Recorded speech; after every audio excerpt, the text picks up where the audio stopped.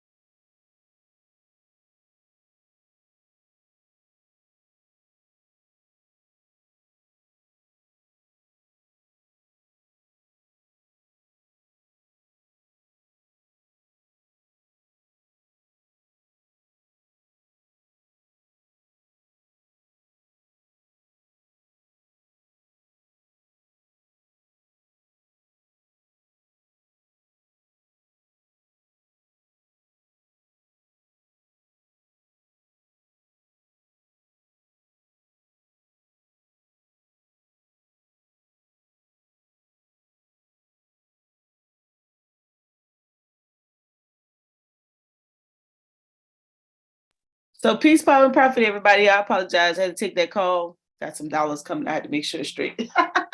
What's up, Dre? Hey, how are you, young lady? So, yeah. I ain't been on in a minute. It's the end of the year. Y'all are You said something, Dre? Yeah, I said, how are you, young lady? Oh. End of the year, that time of the year, you guys, tax time. So I get a little busy, not to mention people trying to get the earn retention tax credit and everything. So I'm kind of busy with that as well. So I tried to sneak something in. I'm super late. Normally get on at 6, and I'm just not getting here now. So I see brother Andre in the building. What's going on? Not much. I thought your topic was interesting, and I was just leaving the gym, so I said, I mean, obviously, you know me, I'd be so busy, I barely can jump on trying to deal with the channel and just working. You know how many days straight I've worked? I'll Yeah, give because you a I haven't guess. been seeing you. I haven't been seeing you. You want to know? No. You You know how must many have worked. days? You must have worked 10 because you just now popped up on Sunday or Saturday. This is my 36th straight day working without a day off. Oh, Yep. you're a trooper. You're a trooper. I am a true Capricorn. I'm gonna get that money. Yes. Hey, listen, that's what I was just doing. Got a 3-minute delay. I am a little look. I can't. My wives got to eat. I can't come home without no money. You know what You I'm saying? talking? Listen. I gotta have something to bring to the table just in case he asks. So I need to I'm make telling sure. you. Yeah, you better bring something to the table. That young man, he ain't gonna play no games with you, Mo. He ain't gonna play no Yes, games with you. yes, honey, yes. So I chose this topic, Urban Economic Empowerment Show, Deion Sanders, investment, scholarships, supportive audience, because as I listen to a whole lot of the commentary, and we can chop it up and talk about, whatever angle you want to take with it. But my spin that I wanted to discuss is kind of some of the stuff that I don't hear out in the streets. And that's in reference to the opportunity in these particular lanes right here. And so just to start it from Coach Prime himself. So I'm a college athlete, so student athlete. When I think about the whole scenario, HBCU, PWI, the first thing that comes to my mind is student athletes who could not pass or scored, let me say not pass, but did not score high enough on the ACT or SAT to acquire a scholarship to attend a D1, D2 school. And I think that those students may not have had the GPA to attend the D1, D2 school straight out of college. So they send them to JUCOs, predominantly Kansas. There's others around the U.S. However, they have Kansas. Jayhawk JUCO conference is the number one in the U.S. That's where most of the athletes go. That's where they pick them back up, transferring in either after their first year or their second year acquiring an associate's degree out of college. So I went to HBCU. Matter of fact, I'm gonna bring it up. I'm not the HBCU. I'm not gonna go there. I'm gonna bring up the junior college. The junior college I attended in Kansas, and we actually had. And when I show you, Dre, this is crazy. I it was a rodeo school, and the school, we had a couple of athletes that from that particular school that went to the NFL, right? Straight from us to a D1 to the NFL. They brought them right into Kansas due to some of the things that I just talked about, right? And I'll show the list and then I'll show you which one I came from. So Kansas has, I think it was about 16 of them when I was there. Let's see. I went to, let's see if I can locate it on here. We do a control find. A little box set. Control it. Let me just type it in the Google. So I don't know if I could go down. I should have been streaming from my other computer so I could use my mouse. While you typing that in, this has nothing to do with the topic real quick, but I want to ask you an honest question about the show I did the other day. I think you saw a little bit of it. Do you understand my premise of men who stop keeping up their appearance and their hygiene because they have lack of access to women? Do you understand that premise, or is that a little bit too far-fetched? Yes. You say they don't keep up their hygiene because they don't have access to women, so they feel like they don't have nothing to look exactly. So exactly. I think it's on both ends too. But men, I have to admit that now that I think about it, someone told me the other day, it's like, Andre, women do the same. And then I had to think about it, and they're correct. I think with men though, men mask it well. So a man will still dress nice, meaning like whatever his cultural, geographical locale tells him to wear. So like in New York, obviously we're gonna dress a little bit different in the winter than someone in Atlanta, right? But the appearance, the frame of the picture will be nice. But then you smell their breath, you smell their underarms. And I'm not being funny, right? Like, no, seriously. And I'm telling you, I deal with these dudes at work every day. Guys who are in their mid 30s, late 30s, early 40s, mid 40s, who are become socially inept because of their lack of female encounters. You know, and Obsession didn't get it because Obsession himself is a refined middle-aged man, right? He has a little bit of money, he has some success. And I told him, even when I was leaving the studio, when I left the show, it's Obsession. You cannot think of these men as you. Yes. Like, you can't. Drake, now watch how I segue this into what we're talking about. Yes, please. Watch how I segue that in. So, one of the things as a coach, Coach Prime did was make those guys dress accordingly. I remember a video, he said, y'all gonna take some showers, y'all go, no sliders in the classroom, you put some clothes on. And remember, Strahan, that's it, right? Michael Strahan gave them the JSU suits for them to look the part.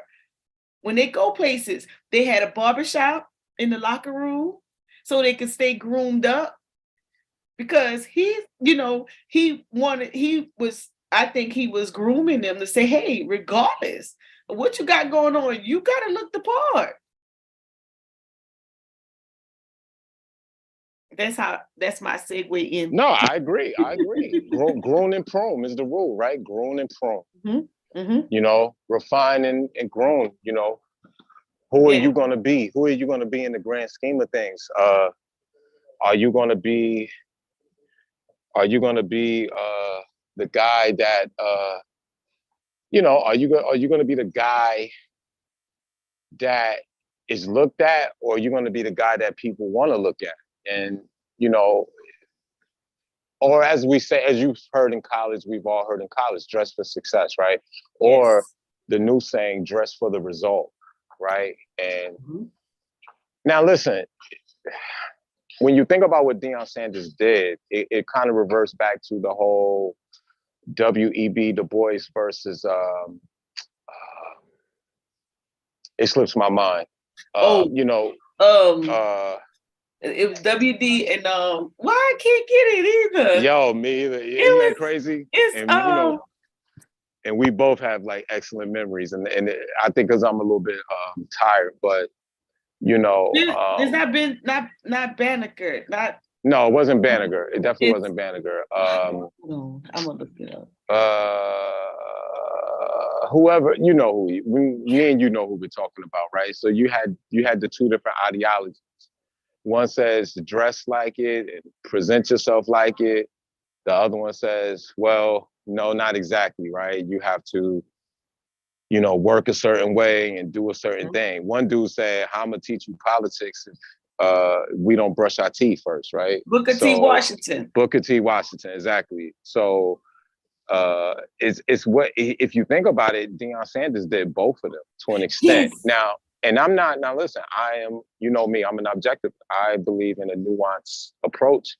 So yes, people can feel a way, meaning when I say people, only the players and the students, and you could feel a way about it. But at the same time, then it goes back to the saying, is it better to love and lost than not love at all? Because you guys were just undefeated. You guys were just on ESPN. You guys was put in the national eye, right? Now, are you going to probably still be in that light? Maybe not, right? But you got a chance to be in it. So it's the old saying goes, is it better to love and lost than not loved at all? Or, it's a very nuanced perspective. Drake, well, tell me if I'm thinking wrong, if I think this way, because he's made it out to be an opportunity at the HBCU. People always look for the next best opportunity. So remember, when George Floyd died, those corporations, to kind of get the heat off of them, they start talking that diversity talk, and then who gave out the first dollar amount? Amazon, Jeff Bezos' ex-wife. She gave millions to HBCUs. I think she gave out, let me see, I'm gonna put that dollar amount. So when you think about opportunities, I think that when you start thinking about, okay, could it be, now what we would have to do with the HBCU is make them proud for coming our direction. Because if you present the opportunity, they that money coming. And why do I say that? We have a company here in Columbia. Well, it's in the Lower Richland of Columbia, called Westinghouse Electric Company, right? Mm-hmm. Yeah, I know Westinghouse. Mm-hmm. Yeah, big plant out there. And the lady a couple years ago is a retired veteran. She took the job for the community liaison type of deal. So she started going out and doing outreach. They give her a chance to talk. She said, "Hey, we're looking to bridge the gap with the community. We have jobs. We want to connect with colleges, universities." Boom. She said for a year, nobody came. So we have one of my mentors, Miss Bernice Scott. She called her, say, "Hey, can we have lunch?" She came. She said, "Listen, we're doing these housing projects. This is what we need from you all.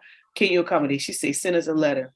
When I kid you not, everybody I've sent to Westinghouse since then has gotten a donation of some sort. That's awesome. Nothing, and so she said, one of the things that I hear from other corporate is that they say the reason Black community is not getting because they don't ask. Now, what I've found to be, because I'm very involved in my HBCU, is that when we do ask from a nonprofit perspective, because anytime I talk to somebody, it drives me crazy. The first thing they say is, "Mo, I want to start a nonprofit."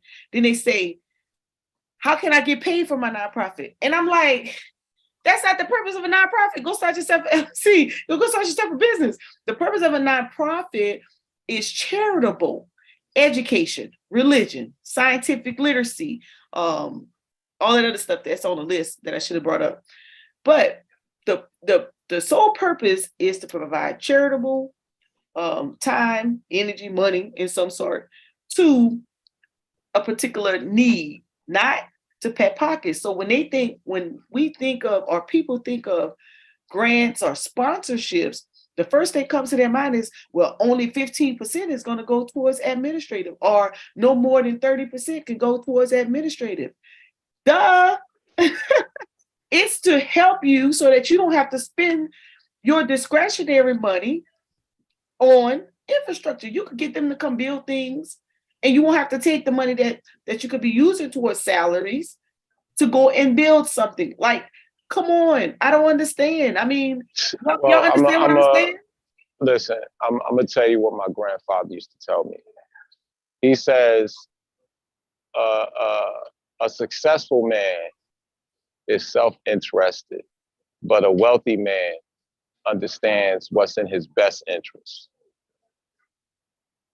You get what I'm saying? So meaning, we are as a people, we're the only people that want to give money just to tell other poor Black people that we rich, right? Everyone else understands that wealth is a communal product. It is not a singular product, right? And so when you look at, I always tell people, if since we always talking about wealth, just look at the robber barons, right? What did they do with their money? John D. Rockefeller did not go to Columbia University, nor did he go to NYU, right? But he endowed it, right? Andrew Carnegie did not go to Carnegie Hall, right? Or Vanderbilt did not attend his own college. You understand what I'm saying? So when you understand that, you see, I was about to go on some politics. I ain't gonna do that. But when you understand that, no, go ahead, go to it. No, I'm not. Let's just be honest. Who defunded HBCUs? And then let's talk about let's just look it up. Who started to refund it, right? And started to re-implement funding for it, right? But the same person, we would call these names. And I'm not a fan of none of these politicians, really, because I understand it's, once again, self-interest versus best interest, right? So, for example, America votes for its best interest, and we're the only demographic and socioeconomic graphic that votes for like this, like weird, like it's just the weirdest thing. We vote for everybody else except ourselves, right? And this is why there's no policy to undergird HBCUs, right? And let's just be honest. Look at all the endowments. Let's just look at who funded it from the beginning. Now, you could make an argument why they funded HBCUs. Some theories say because they wanted to keep Black people in the South. And this is why a lot of Northerners funded it, right? This is why a lot of HBCUs are what? A&T, agriculture and technology, or A&M, agriculture and mathematics, right? To keep them in a specific area, right? Now, that's for the person who wants to get into that. But the point I'm making is there's no Michael Jordan HBCU. There's no Magic Johnson HBCU, right? There's none of these things. We got Magic Johnson Theaters. We didn't got Magic Johnson HBCU, right? So that's not by happenstance, right? Because once again, self-interest versus best interest of our people, right? And you just have to be honest about it, right? We come from that type of mantra. We come from a self-interested mantra. And it's become a pathology, right? So it's like you got to commend Deion from some aspects. Didn't he come out of his pocket to like update their facilities to finish it because he wanted it finished at a certain time period. Right. So yeah, I mean, that means he put money towards the result. So whether like I say, I have no pony in that race. So I look at things from just a nuanced perspective, not a right or wrong perspective in this case, because someone can always look at the situation and say he did right. And then some people can always say he did wrong. But at the end of the day, he did a lot of good for them as well, right? And me and you both, we come from similar schools of thought with the bottom line type situation, right? And what's gonna, be profitable and what's going to make things make sense. You understand? Right. So, Now, and so when it comes down to those different funding, so let's not go back. We could go back because I can bring up that piece. I'm very involved with HBCUs, and some of the fundings from previous years didn't disperse the way it was supposed to. But we're not going to go there because I don't want to make a negative piece of this. But this is why I want. I don't make a negative piece of it because there's some untruths that came out. I mean that comes out, but I don't want to do that. So, but I do. Let's talk about that, Ms. Mo. You want to talk about that? Yeah, I mean, bring it out because I mean, I'm from Jackson. I'm SWAC. I got insight on the situation. I have opinions about the situation, but I definitely would like to hear about your funding thing because I have opinions on that as well. Oh, we got Brother Gerald in the building about to drop the bomb. The first thing before I go with the recent funding for our HBCUs, I want to I want to talk about so I was a state auditor, and I'll use the South Carolina for example. And one of the first thing I saw in reference to auditing when I audited the colleges was the funding, right? And I ask, like, hey, what's the difference between, the universities getting this amount and some of the smaller schools getting a lesser amount? Now, one of the things, because this is we have to pay attention to this part. Most of our HBCUs, it's not the state. You got the state sponsored ones and you got the private ones, and the private ones are nonprofit. The state sponsored ones, in my opinion, what has happened the funding is driven by enrollment. Yeah. So with that being said, we have to do now what happened in Carolina for us, for our HBCUs here, when we had the flag, they was battling about the flag. They took tournaments and things of that away. And so a lot of our student athletes and students chose to go elsewhere because it wasn't really an attraction anymore. We used to really big with the different sports tournaments. A lot of student athletes was coming to the HBCUs here, but the enrollment went down crazy dealing with the flag deal, with the Confederate flag deal. So that hurt when you don't have the enrollment, you can't get the funding. Those are the rules. Now, in my opinion, what I think should happen is go back to the table and talk about the policy or the legislation that governs that rule, right? Because if you want now, but we have to be careful when we do that, because now you have to talk about the fairness of it all. So I think that enrollment, and that's another conversation along the way, but that's just my say on what happened with the funding coming from the state government or federal government. You cannot expect government to pour dollars into our colleges and universities and we don't have the enrollment. That's okay. Now let Price go. We'll stick that one. Yeah, I understand that. I could speak to that from two perspectives. Now, when we traditionally think about the HBCUs, they came upon after the Civil War during the Reconstruction period. Mm-hmm. And, predominantly, they're going to be located across the South and the Southeast, your MEAC and your SWAC. Not to take anything from any other institutions across the country, but those are two I'm familiar with. Mm-hmm. The thing I can really identify with, I can remember being in Fort Bragg, North Carolina, mm-hmm. and they had this big talk that they wanted to have this state institution system, and everything was going to be like University of North Carolina, Pembroke, University of North Carolina, Charlotte. Mm-hmm. And they started this network, and they was trying to engulf Fayetteville State, which was in Fayetteville. And as these states got incorporated into the government systems, they lost a critical program to the HBCU, which was their teachers program. The education department, they lost that, which was accreditation. It's kind of like something, it's like a sense of arbitrage, but they lost the identity, which educators was a huge part of these institutions when they started.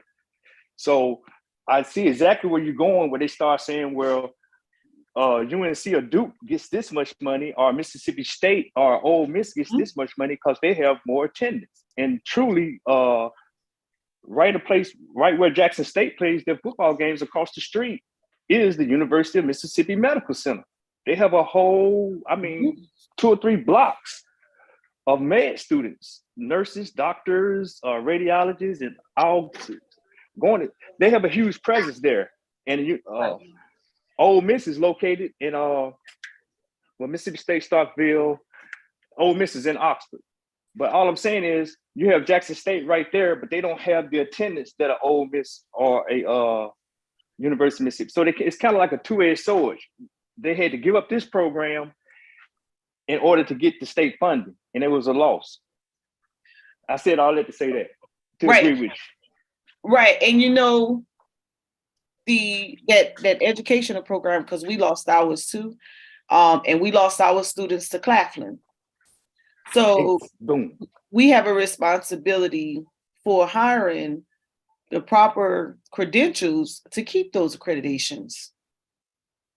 and we have a responsibility to hire the right administrative staff to ensure that we not wait to the last minute to verify whether or not we're credentialed to keep accreditation, but to make sure that along the way that we're spot checking.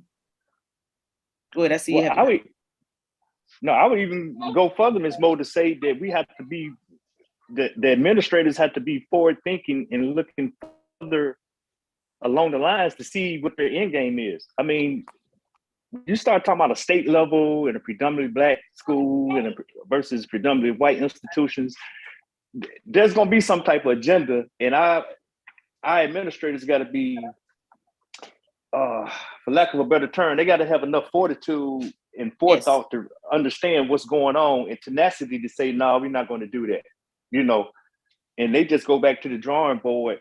But what leaves us short is that these schools have endowments. In Mississippi, the predominant schools there, they have great support from their alum, where they have leverage, whereas Jackson State don't. Yeah, they would go to the football game. They travel well. They would go to the basketball game. They would support that, but they don't have people coming up. Well, they don't have people making $500 million in donations a year to them.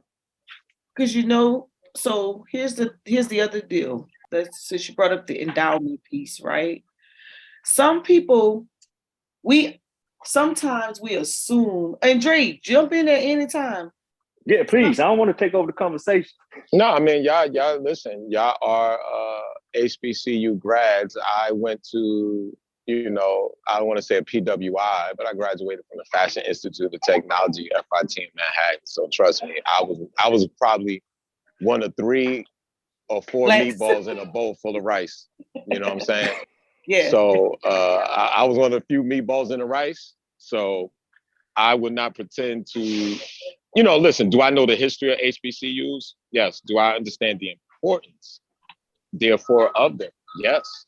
But I also understand that we don't have the money or the resources that most, PWI. Right, obtain. But look at. Go ahead. Just look at our no problem. Just saying, just look at the obvious, right? Well, for example, when Dr. Dre got that beat deal when he sold the licensing rights, right?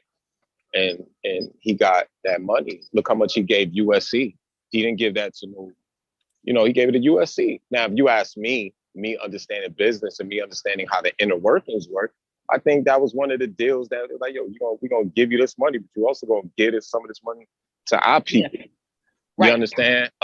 Once again, we have Magic Johnson theaters. We don't have Magic Johnson, a Magic Johnson college, right? What we do is, once again, we become self-interested and we get money, and then you know what we do? We become super capitalists. We create stuff like the rush card to keep you in debt instead of like actually helping you. You understand? Right. So when you look at our situation, listen, let's be honest. And Mo ain't probably gonna want to hear this, and I think Brother Price doesn't really mind. But listen, if we don't understand best interest versus self-interest, HBCUs will go by the way of the dodo bird in about 10, 15 years.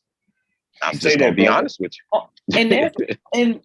So with that being said, in order for that not to happen, I'll go back to that endowment deal, is the fact that, so if you don't understand, I remember when I think it was last year, we changed presidents, and the new alumni liaison at the school came and said, hey, I want to share information with the different alumni chapters about endowments.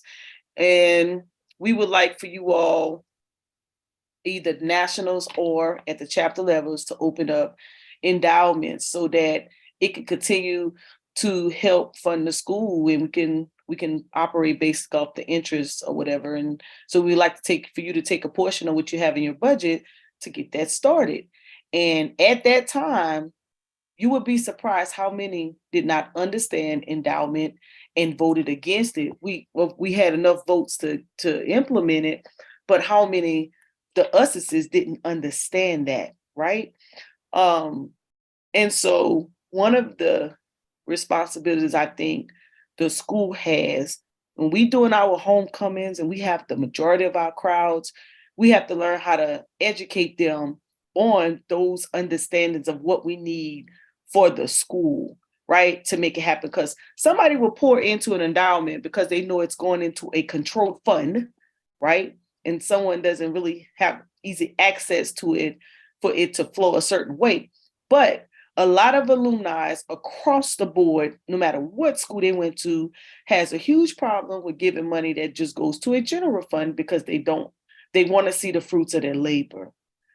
So if I think, and I'll let Price talk, I think an endowment, education of what an endowment is and what it does for the school, for our community, is a conversation to be had, because they're tossing it out, but many of the audience don't even understand that. They don't even know what that is. Hey, well, Ms. Mo, I mean, that's kind of like, it's a two-edged sword. We do have, how I want to say this without being, we got some issues, or we have some stuff that we need to work on with management. Let me just say it like that. And I agree with you wholeheartedly. It's not so much, I mean, I agree with the education piece, but I'm gonna put this back on administrators. I mean, it gets real petty. You know, I got an ear on what goes on in Jackson. I don't live in Jackson right now, I live in Texas, but I mean, that's still home. And It gets, you know how it gets real petty. So-and-so is good this, but so-and-so don't like them, and the board won't approve this. You know, there's issues that be going on to sometimes where you don't get the most competent or the best selection for those positions. And then agendas get mismanaged. We had some issues even before Coach Prime got there. We had some issues with the president, and we had some issues with not the current AD, who I think is a good person at JSU, but the previous AD. It was just a toxic environment. And I won't even get into just what's going on around the city and the pettiness between the mayor of Jackson and the governor of Mississippi. I mean, but all this stuff is critical to the infrastructure just where JSU is co-located. With all that being said, they have done good with the institution and they have been growing. The thing is, their enrollment has been outgrowing their infrastructure. Yeah, you know? And not just them. Everywhere. So the first thing they say, because of what you just said, nowhere to put the students, right? Hey, we're underfunded from the government, but hold on, push pause and let's bag it on up.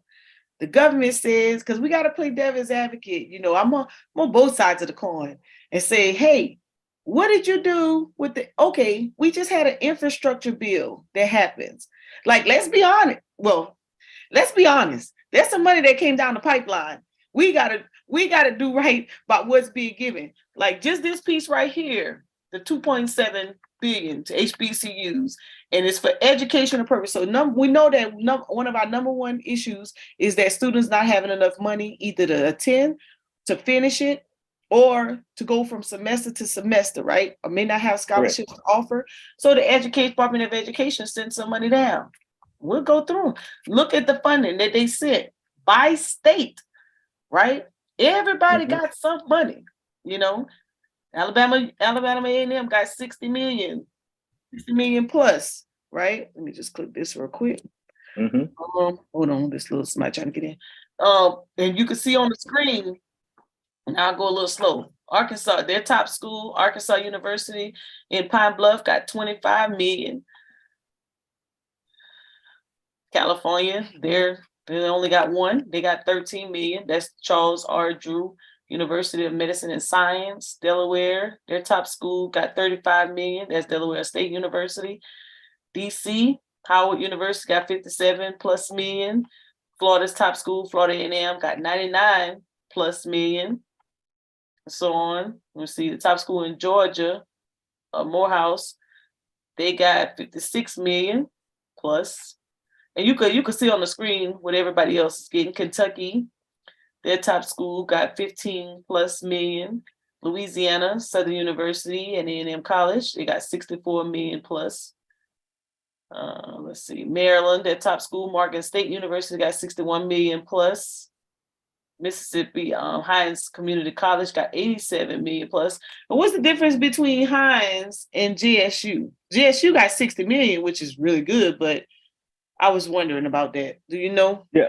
Hines is just it's a junior college. It's right there. It's Hines County Community Junior College. And you have a Hines Raymond branch, you have a Hines Jackson branch, but they have campuses that are co-located, but they're a junior college. Okay, their enrollment must be Missouri, their top school, Harris Stowe State University, 20 plus million. North Carolina. Hey, before you leave Mississippi, Ms. Mo, I hate to cut you off. What did Tougaloo get? Tougaloo got 7,924,421. I got it on the screen too. You can screenshot I'm looking at it. Y'all can screenshot y'all state so y'all can have something to talk about. Get some good talking points. Missouri's top school. Yeah, who? Which one you want to know? I'm just saying both of my parents graduated from Tougaloo, and that's one of those private nonprofit schools that, I mean, they don't even have a football team. They do have a basketball team, but they're more academics. Right. Let's see. North Carolina A&T State University got 93 million plus. And the school that's going to be in the Celebration Bowl against JSU, North Carolina Central University, got 62 plus million. Ohio top school, Central State University got 25 plus million. Oklahoma, Langston University got 23 plus million. Pennsylvania, Lincoln University got 18 plus million. South Carolina State University, 24 plus million. And look, I was just so disappointed. Golly, we can't even get 60. Oh, wow. But that's another story for another day. That's sad. It's just horrible. You know why Jackson State went up? It's because it was like maybe right before COVID or right after COVID, they went international. And, they picked up other students. Awesome. Yeah. But my little college got international students and a master's program, and we only got 6 million, but we need to get enrollment up because enrollment is like half from when I went to school. It's crazy. Wow. Tennessee State University got 58 plus million. Texas Southern University got 90 plus million. University of Virgin Islands, 12 plus million. Virginia, Norfolk State University, 52 plus million. And West Virginia State University, 16 plus million. So I didn't go through all of them. I just went through the top schools, but just to show you, now this money, you ask, what is this money supposed to be used on? So it came through, so the Department of Education, this came out March 7, 2022.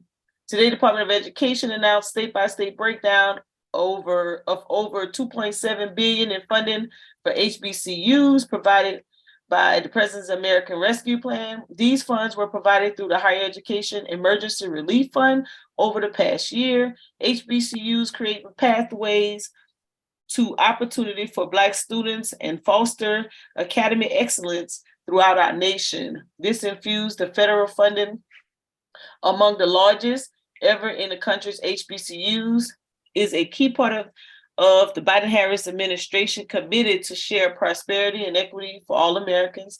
This funding also complements other American Rescue Plan funds for critical institutions of higher education that serve communities of color. The American Rescue Plan requires half of these funds to be used to provide direct financial relief to students. The Department of Education expects far more will ultimately be used for that purpose. In addition to funding provided under previous coronavirus relief legislation, these funds are already being used by the college and universities across the country to serve students and ensure learning continues during the COVID pandemic. What do y'all think about that? Hey, can I ask 2 questions first? Go ahead. So are those funds dispersed directly to the institutions, or are they dispersed to the state governors and they no, these are to the money? These are to the institution. Okay. Talk about it real quick. Let me answer this call real quick. Okay. Yeah, I was just really asking about that because excuse me.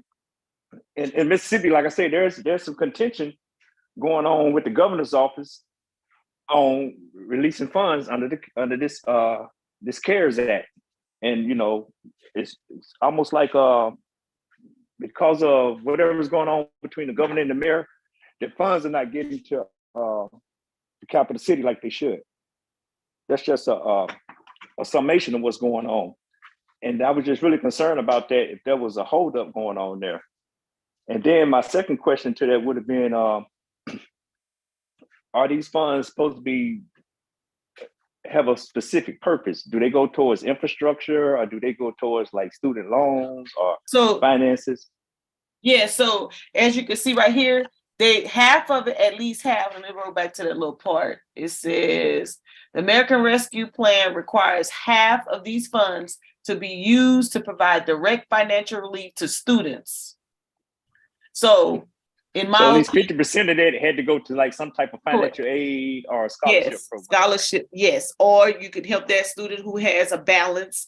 And you know how we have those students at the end of the year, it's time to graduate. They got a balance. They can't walk the stage because they owe $200. They owe $500. Right. They owe $1,200. Right. You know what I'm saying? That kind of thing. So yes. And then the other half would have been towards infrastructure or at the administrations. Whatever you so choose to use it for. So here go a comment, and it may be off point, but I want you to think about something. When we think about, and this is basically almost any institution across the nation, it's going to be, and when it comes to athletic departments, it's problematic because a lot of schools get tremendous amounts of money from their football program and their basketball program. However, those revenues are like spread across for everybody. You know, some schools may have a decent baseball program and they generate revenue off of that as well. But still, the revenues are not dispersed across, and you know, that causes contentions between administrators, yes, and coaches, so to say. And I think that's the one contention I know Coach Prime may have had, and I'm going out on a limb without evidence on that.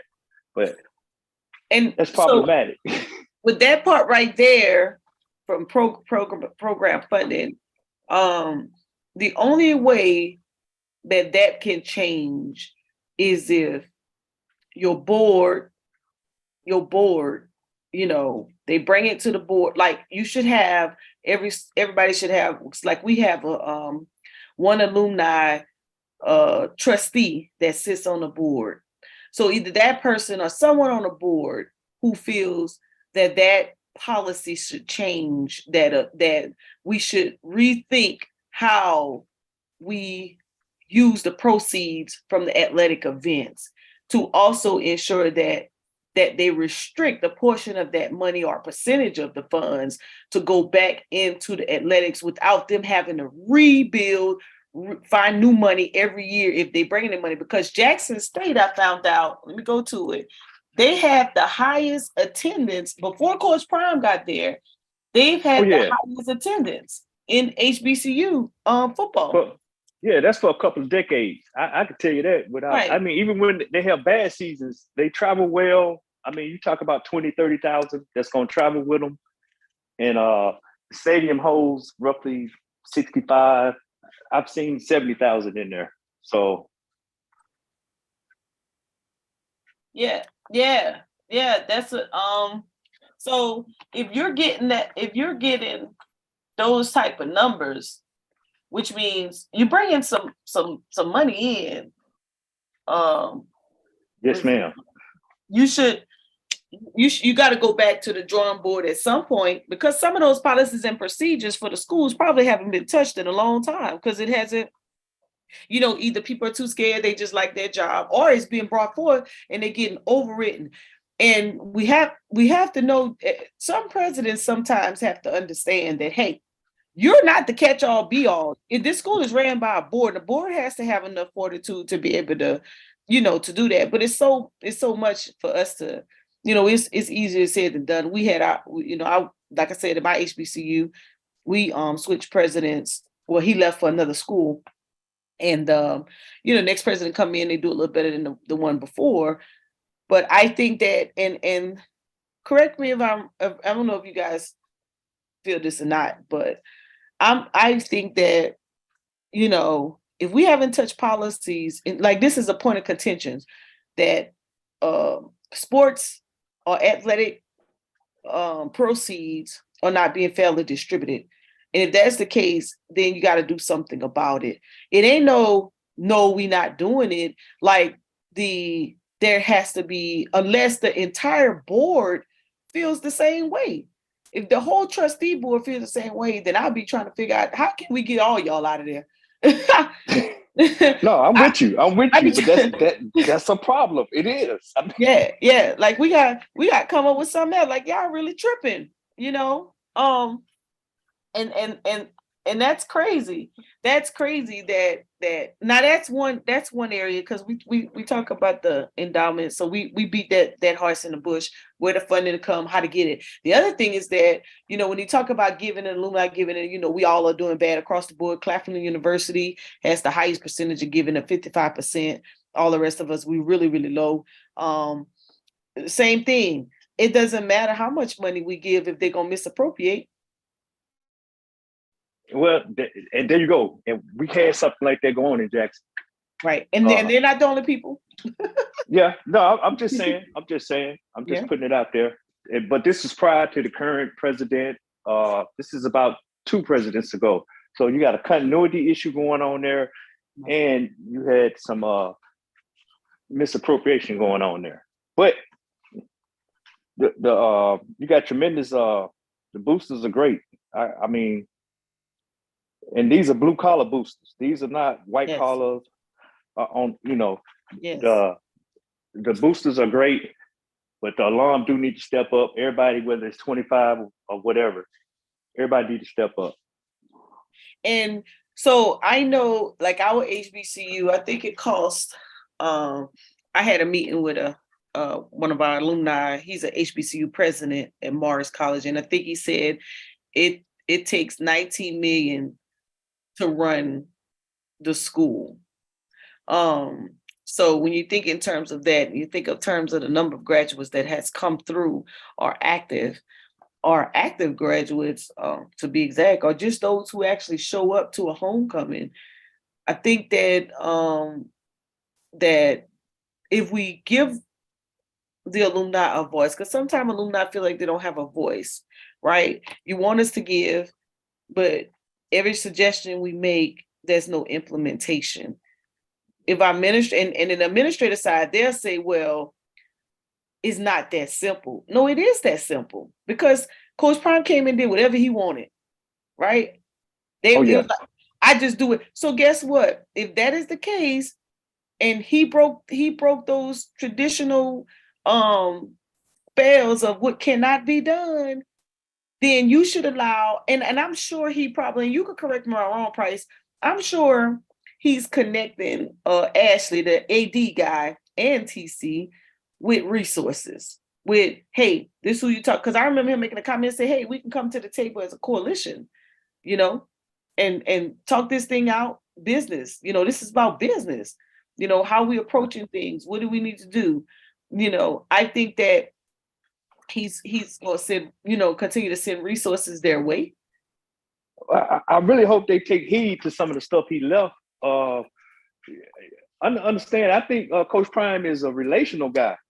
Yeah. And he really came in and leveraged and maximized his relationships, number one. And he really got them thinking about, hey, you do have a product here, and saying Black college football, people like Black college people, other than the people who've been coming to your tailgates and coming to your games, there are other people that will be interested in this product, and you've been undervaluing your product. That's I know that was one of his contentions. And yes. I'll give you a prime example. Like the game before they played the SWAC championship, Jackson State was supposed to play Alabama A&M in Jackson. But they made a deal with the city of Montgomery because, like I say, the team travels well. He said, hey, I'm going to sell out your game and we want X amount of proceeds. I cannot remember, but it was like 6 figures that came back to the school. He started doing stuff like that. The game they played, the first game they played against Tennessee State, he was animate about not playing that game because he said, hey, the city of Memphis should pay more money. Heritage Classic or something. But he said, hey, we should be getting more money for this game. How about we just don't show up? So, and I hope they continue thinking like that. And I have no doubt, because let's put it in perspective. Nobody was checking for Coach Prime prior to Ashley Robinson reaching out to him. He was here in Texas coaching at a high school. He wasn't even a head coach. He was offensive coordinator. They put it together. They made it work. People realized his potential, and other people started checking for him. So I'm quite sure him and Ashley going to be good. Him and TC, that was his wide receiver coach. That guy is an alum of Jackson State. Yes. And I'm quite sure they're going to make. He's about relationships. He's brought the coach from Mississippi Valley, where Jerry Rice played. That guy's going to be on his staff. Willie Taggart, who was just fired from university. I mean, so he knows about relationship. He's a businessman and he's a marketing genius. And I'm gonna fall back. Yes, on the mark. I said enough.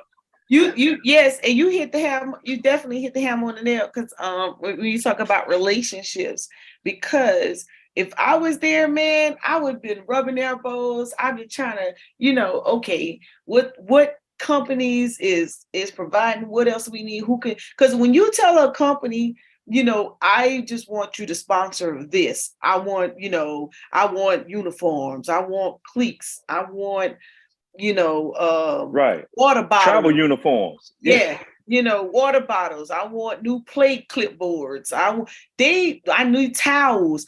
They're more likely to give you tangibles. But if you start looking, if you already got the money, then go after just the tangible. It's so much. And so after you build a continuous relationship, when you got this company, next year you go after this, because if Under Armour's doing this, or Nike's doing that, you better know Adidas looking because they want their advertisement.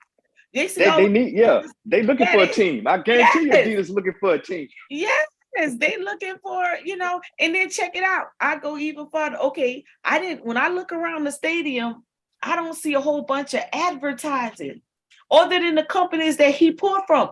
That whole stadium should have banners coming around. That's some more money. Now, Miss Mo, that stadium was made in the 1950s. But still, I'm just saying. I get what you're saying. Yeah. And I'm just saying it's a little antiquated that you don't have the screens and, Yes. It's kind of hard to get out there. And that's one thing he was pushing for, which spilled over into the some land into the city council. It's dysfunctional. The mayor, the city got issues. I mean, we got water infrastructure issues and stuff like that. But that's still the only place where Jackson State can play a home game. Right.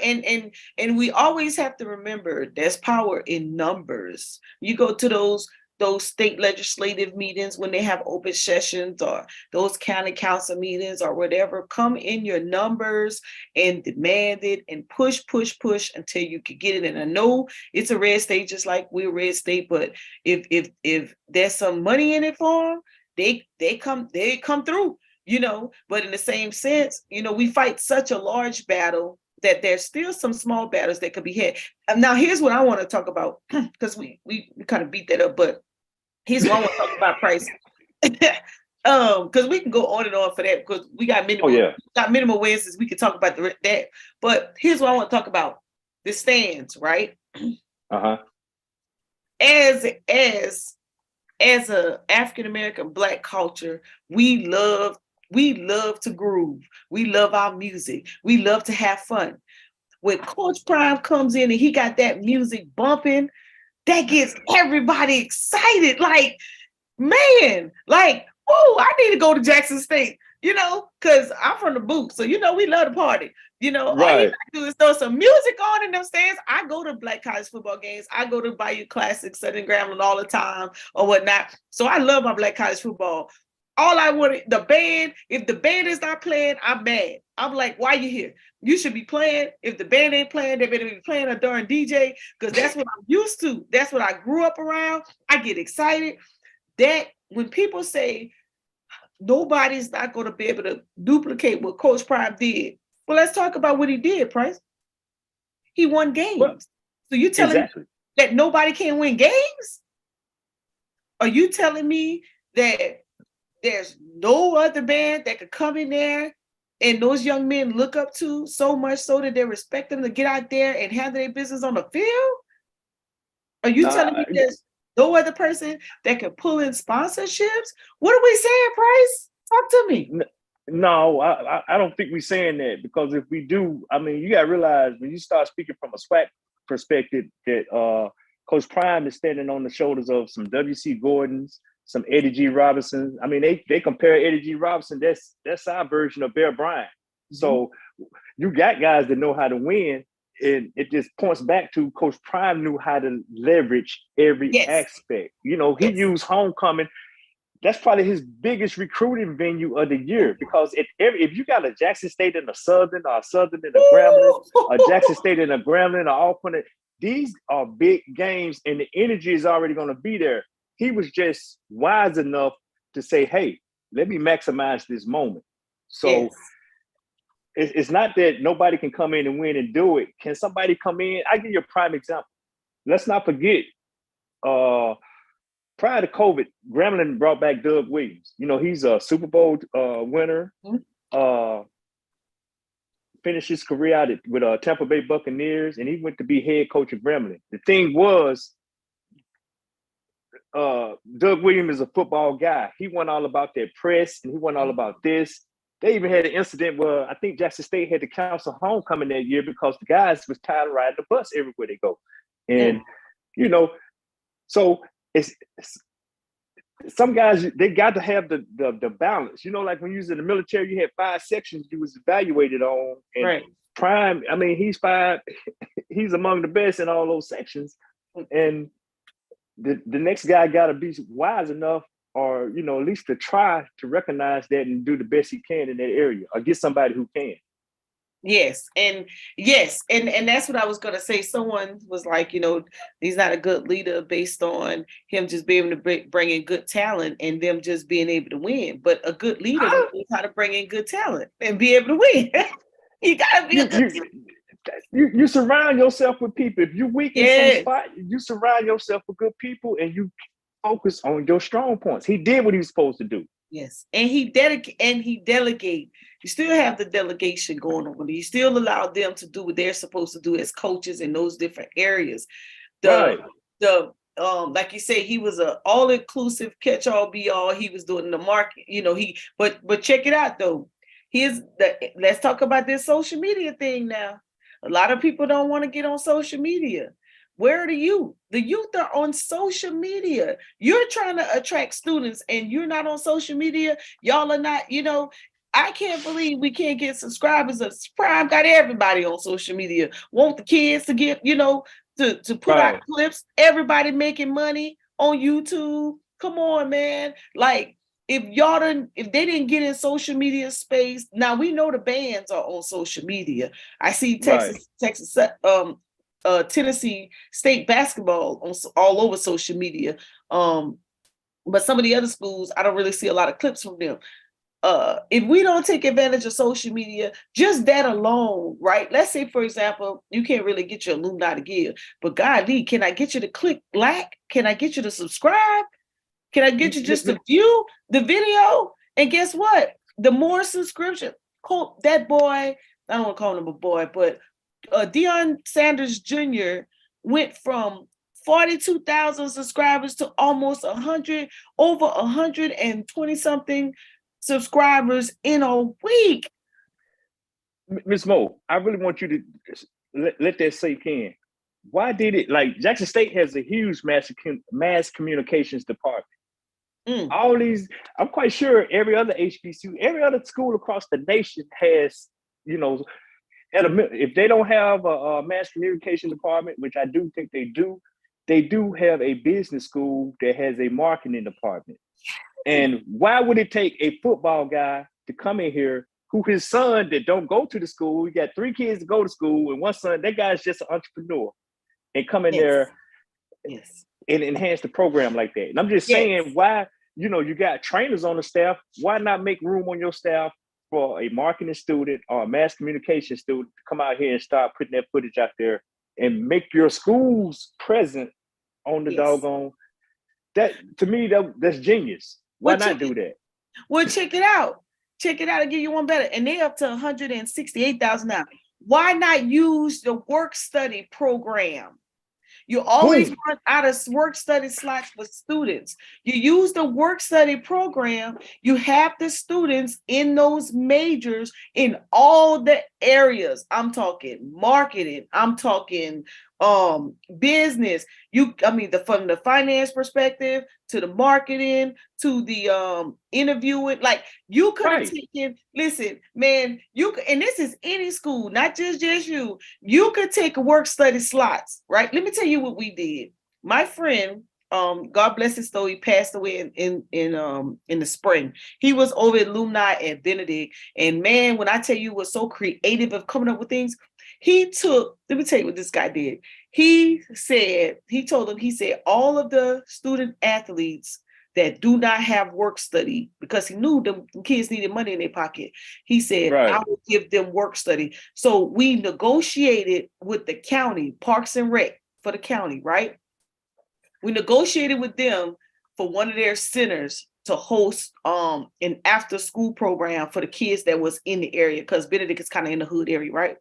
And he brought all of those students over to be mentors and tutors to those kids and sign off on their work study. Come on. It's almost like we're not thinking. You could, and in my school, when I was in college, at my school, my work study was in Columbia. So my college is like 45 minutes to an hour away from Columbia. So they had reached out to all the small minority businesses in Columbia.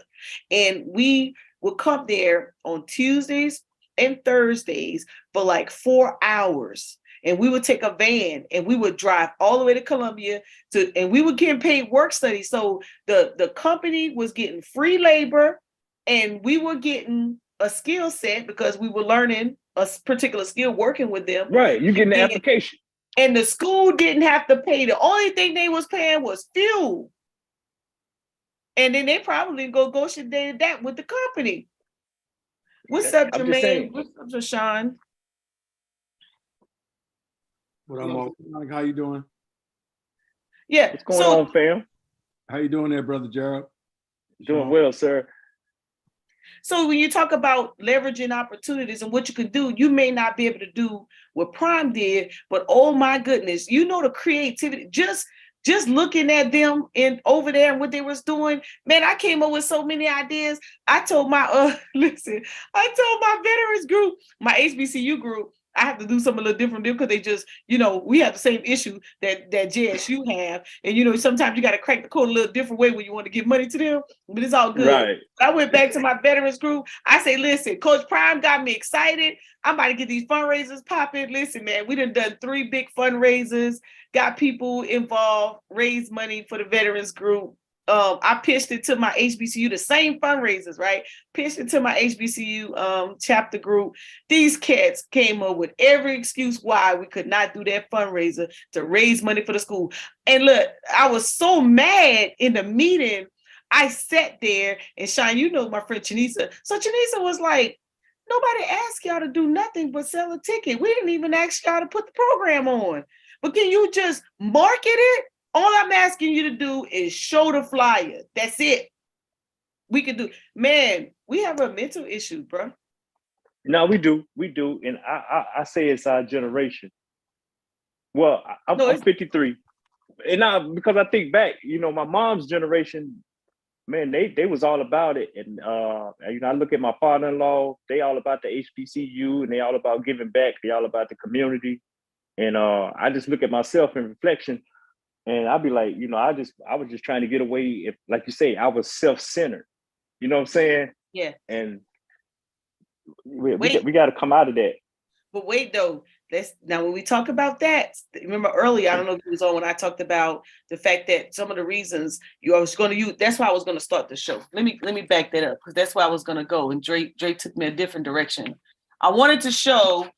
I'm glad Sean out here because I wanted to show.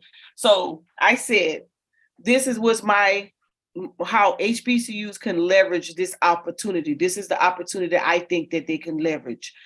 So junior colleges suck up all the talents of the D1 and D2 students who could not pay, who did not score a good grade or scored well enough on the ACT, SAT to go to a D1 or D2, and or that person who was very skilled that could go to D1 and D2 did not have the GPA coming out of high school. So they sent them to the junior college so that they could get that eligibility out the way, they can get them college credits, and they can bridge them right on into the D1 or D2 school, because they want that, they know that prospect is probably going to go to the NFL or wherever, right? Pro schools. So I brought up the fact that I went to, not because of grades or anything, but because Southern and Grambling didn't recruit me. So I took, there was a coach out of Lake Charles that came down and offered me the scholarship to pay for school. So I said, hey, why not? So I went to Kansas. Didn't know anything about it. So I went to rodeo school in Kansas. So Kansas has #1 junior college conference where all the majority of athletes go so that they can get what they need so they can move on to the next level. So I went to Fort Scott. Let me show you my little school. I'm gonna bring it up. I went to Fort Scott, and we had a couple athletes that went to the NFL that came out of Fort Scott that played football. My little school, right? We had 3 buildings, right? I'm laughing because I can laugh now because I know the big picture of what was going on. So we had 3 little buildings on the campus. Wait, let me see if I can show this during campus. And only thing they was doing at the schools was bridging the schools from the junior college to the D1 or D2. I think HBCUs can use this opportunity, since all the hype is for HBCUs, is to pull those students that are designated to go to those junior college to bridge them from HBCU schools into the D1, D2. What do y'all think about that? Well, I would just say, now, I want you to mind you that there's already a strong, well, I know Mississippi has a very strong network with Gulf Coast Community College, and I think the other one is Northwestern Community College in Mississippi. And all the schools, not just HBCUs, but your SEC schools, that's the dominant conference in that region that we're talking about. They use the JUCO system where you have a guy that maybe needs a little more development, or a gal that needs, maybe to work on some grades or get some studies in line before they call them up. It depends whether they lack skills or academics or discipline or whatever, but they already use that system. But I see exactly what you're saying, as because I look at the SWAC, when you start comparing it to like a Big Ten or ACC or SEC or something, they're like a JUCO on steroids. Yes, and that's what I'm saying. Yeah, Deion may say, like right now, I'm quite sure he's focused on trying to build a powerhouse. He'd be like, okay, guy, yeah, I would like to use you, man, but maybe you need to go down here with my man TC and hang out and let him work with you for a little while and come back. I can see something like that happen. I definitely see that. And not just football, basketball, baseball. Yeah, basketball as well. Yeah, because Jackson State, they have a decent basketball program. Their girls, they went to the CIAA tournament last year. They have a decent men and women's basketball program. But I see your vision. So look at my little school. Ain't but 3 little buildings. Ain't but the same buildings it was when I was there. They still there. Small school. In the farm leagues. That's the farm league. They had a radio. They had a road, but it was the basketball gym, and they had a little rodeo thing right next to it, right? They used to do the rodeo. Hey, them cats used to make money, honey. Listen, they win a rodeo, that's like 16,000, 30,000. Them cats made some money. Hold on, I was around all the white folk. Yeah. So right there, the dorms, that lake right here, one year it snowed, man, and the lake froze. And we dared this guy eat if he didn't eat the grasshopper that he jumped in the lake, that idiot jumped in the lake. Wasn't one of us. But I just wanted to make a point how you look at the rodeo thing. Hold on, let me play it and see if I can see it.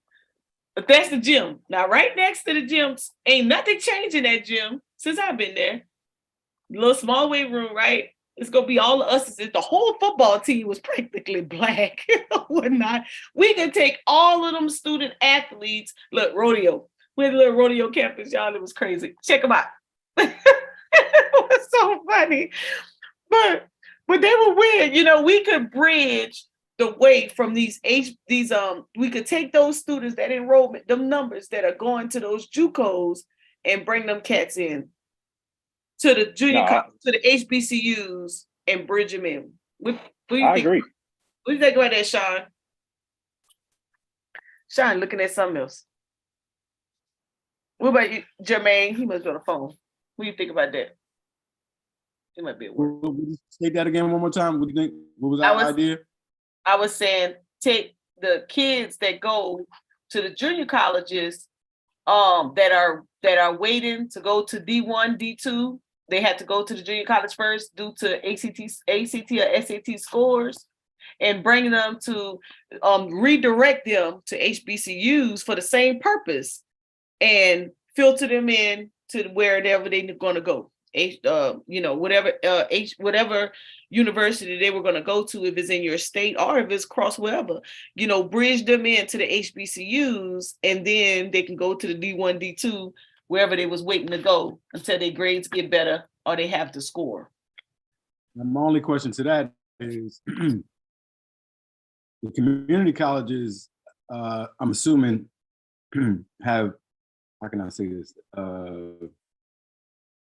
Doesn't have a 4-year curriculum, right? Or 4-year degree. It's just a 2-year degree, right? Right, 2, yes. Associates, yes. Right. So, and all of the HBCUs are 4-year schools, correct? But they also have associates as well. They have both? Yes. Oh, okay. Then Yes. it sounds like a great plan. But remember, a lot of them athletes ain't even worried about no degree. They're just trying to get eligibility to pay in the D1 or D2. Exactly. Yeah. And I give you a prime example. I mean, they've changed the rules since then, but now, like, some of them guys don't get to play. They'll go to grad school, or they'll use grad eligibility to expand their college career till they can get a look, because their end game is to go to the NFL. Right. Most. Or go play somewhere, right? So So when I'm thinking about investing into the student and not necessarily duplicating, but taking advantage of opportunity, what have we learned? What have we learned on the HBCU level that and how to leverage opportunity? And if you have student athletes who are coaching on your staff, all you gotta do is think about your career when you was coming through school, and what are some of the things that you thought could have been done differently, or that would probably help or assist, or maybe something was done when you were in school that's not being done now. Like I gave the example of mine was the work study. You could use, if you need help in your media department, give somebody a work study job and train them to hold a camera. Hell, I just need you to set up and tear down. Get that person, put some money in their pocket. You have bodies. You accomplish the mission on social media doing this, because a lot of our HBCUs are ran by older people and they don't care for technology. And so because they don't care for technology, they don't want us to be involved in technology, or they won't come and check it out. I have a question. Oh, go ahead, Jimmy. Who actually owns these HBCUs? I was wondering about that a while ago. They're not owned. Anything that's private, nonprofit is not owned by anybody. They have a founder and they're governed by a board. Go ahead, Sean. Oh, and Sean did a great presentation. You guys need to check it out on his channel. He did a great historical presentation on HBCUs. Yeah, there's no real true owner. It depends on which institution it is. They were founded by abolitionists. Mm-hmm. And then you have a few of them that are founded by churches. Mm-hmm. They all gonna have some equivalent back to a church. Mm-hmm. So you can look at it like that. But as far as what y'all are talking about in regard to how to utilize your resources to develop what you need to develop, absolutely. If you're bad at marketing and you have marketing on your campus, that means you have someone in marketing that is teaching, that is very understandable about what needs to occur and transpire in order for you to proceed forward. I'm saying that to say,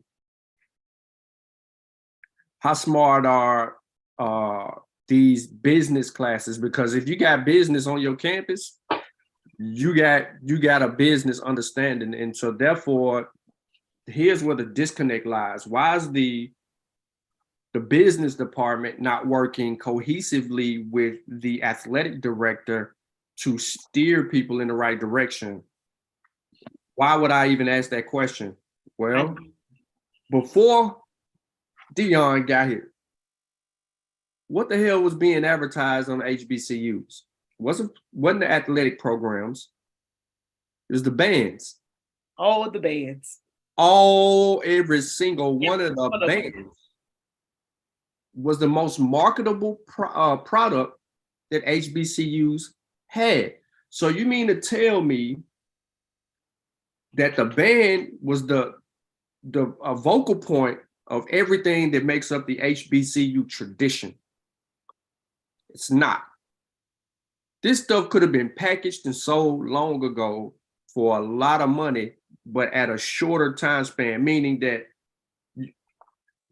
if marketed right, with all these black business minds that we got. Oh, come on, man. How many people graduate from HBCUs with a business degree or a degree in marketing, finance, so forth? Pull the stats up. Why are we failing? We're failing because it's ego, mismanagement of funds. You got a whole business department that teach finance. How in the hell is you mismanaging funds? Yes, it happens everywhere, and we know people are skimming off the top. But the thing about that is, because I remember my cousin used to go take money from the concessions. That's just the truth. Skimming off the top. But that was different because that was cash. But no matter what it was skimming. The thing is our egos won't allow us to be great because that means we have to depend on other people. So you had someone with no degree in marketing, but educated in business through trial and error and through relationships, come into your space and says, we're going to use social media because we don't have a recruiting budget.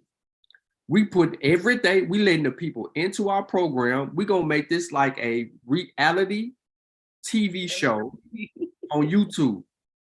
Cameras in the locker room. Cameras in the locker room with all access.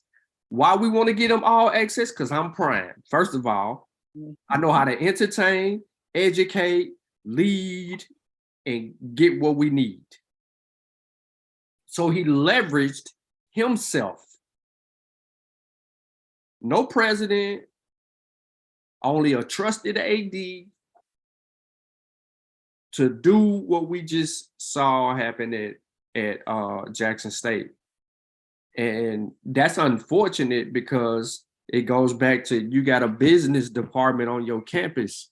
Why wasn't this already put into play? Now the dominating figure, well, FAMU was doing something, but it ain't on the level of the capacity at Jackson State. Now that the standard has been set, how many people are trying to follow this motto? None. You know why?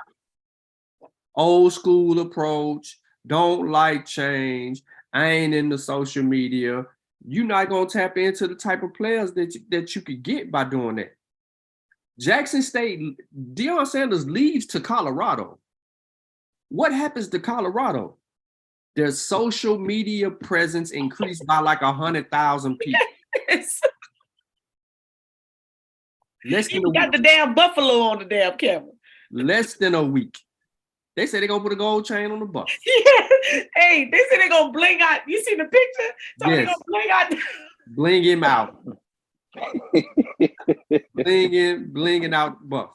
Now, here's the other thing. And don't forget the 32 NFL coaches bringing them.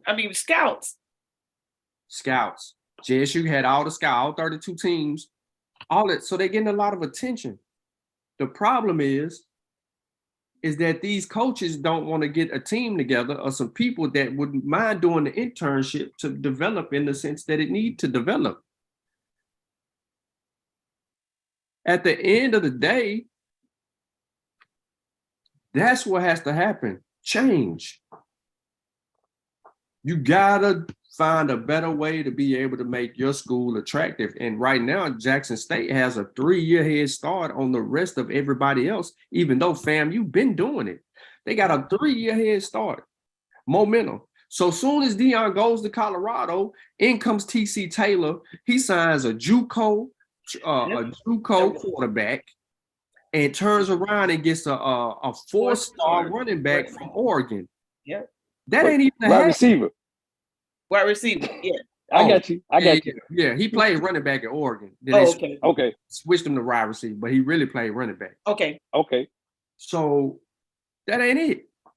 They still got other stuff in the stash. Why? Because Jackson State and their tradition is marketable and attracts kids. Are they going to keep this up?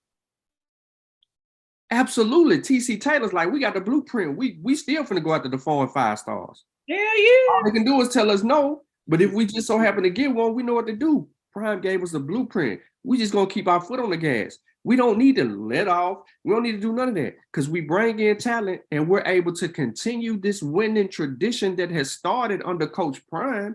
And if we control the SWAC and win the SWAC again, then that's going to be 3 years we own the SWAC, more talent coming to our school, and it put us on another level. And we still be able to compete. Mind you, you got somebody sitting in Boulder, Colorado, probably funneling you some additional resources that might be useful for you, that might come in handy when, hey, Coach Prime, I need you to come down here. You know, I know y'all got a bye week this week. You got the guys off. Hey, man, do you mind showing up to a game this week? Boom. What if he come through with the team? You know what I'm saying? To support TC and stand on the sideline with him with a press pass. That's a whole nother trending topic. That's the thing. They've been trending for 3 years. Hey, son, I like how you flowing. Here's a thought. I am definitely with you. There is no way in my mind that I think TC would sit up under Prime and try to go in a totally different direction. I feel you, brother. What would be your thoughts? You know how generally the season always starts off with like a big school playing a small school or weak school. Yeah, I thought about. What are y'all thoughts? I don't think that Jackson State in the Colorado. I don't think that Jackson State will play a Colorado. If they did, it'll be at Colorado, and I do think that Deion would pay Jackson State. That's my point. What did he always say? If you're going to pay dollars to come up there and bring the boom, they might pay him about a 1.5, something like that. Like Prime gonna say, hey, we need to pay them. We need to pay them for this game, like over $1 million for this game. And we need to make sure that the money is not for general funds, that it goes to the athletics program. Right. And you know, they would have to do that restricted. And you know, the difference in the thinking of the boosters at those other schools and and this is not HBCU, but USC beat, was it Tennessee? Was it Charles Shard we beat? Football? And they ran on the field. First time. Tennessee, South Carolina. You talking about South Carolina? Yes, they didn't even care about they fined 50 million. And they did it again when they went to Clemson, ran the field again, stormed the field. Because the boosters like, who cares? We'll pay that. But we excited, you know. So, like you say. No, I'm just saying that energy, if you think back to it, and I say that because I think prior to Prime getting there, Jackson State traveled to Las Vegas to play UNLV. And got the brakes beat off of. And Prime biggest thing was, if you're gonna get the brakes beat off of you, at least get paid for it. Number one. And then number two, I'm looking at the team that he has now, and I'm not really taking in consideration the team that he's gonna have over the winter and by the time he puts together in the spring. So that may not be a good idea come spring. But yeah, I'll fall back.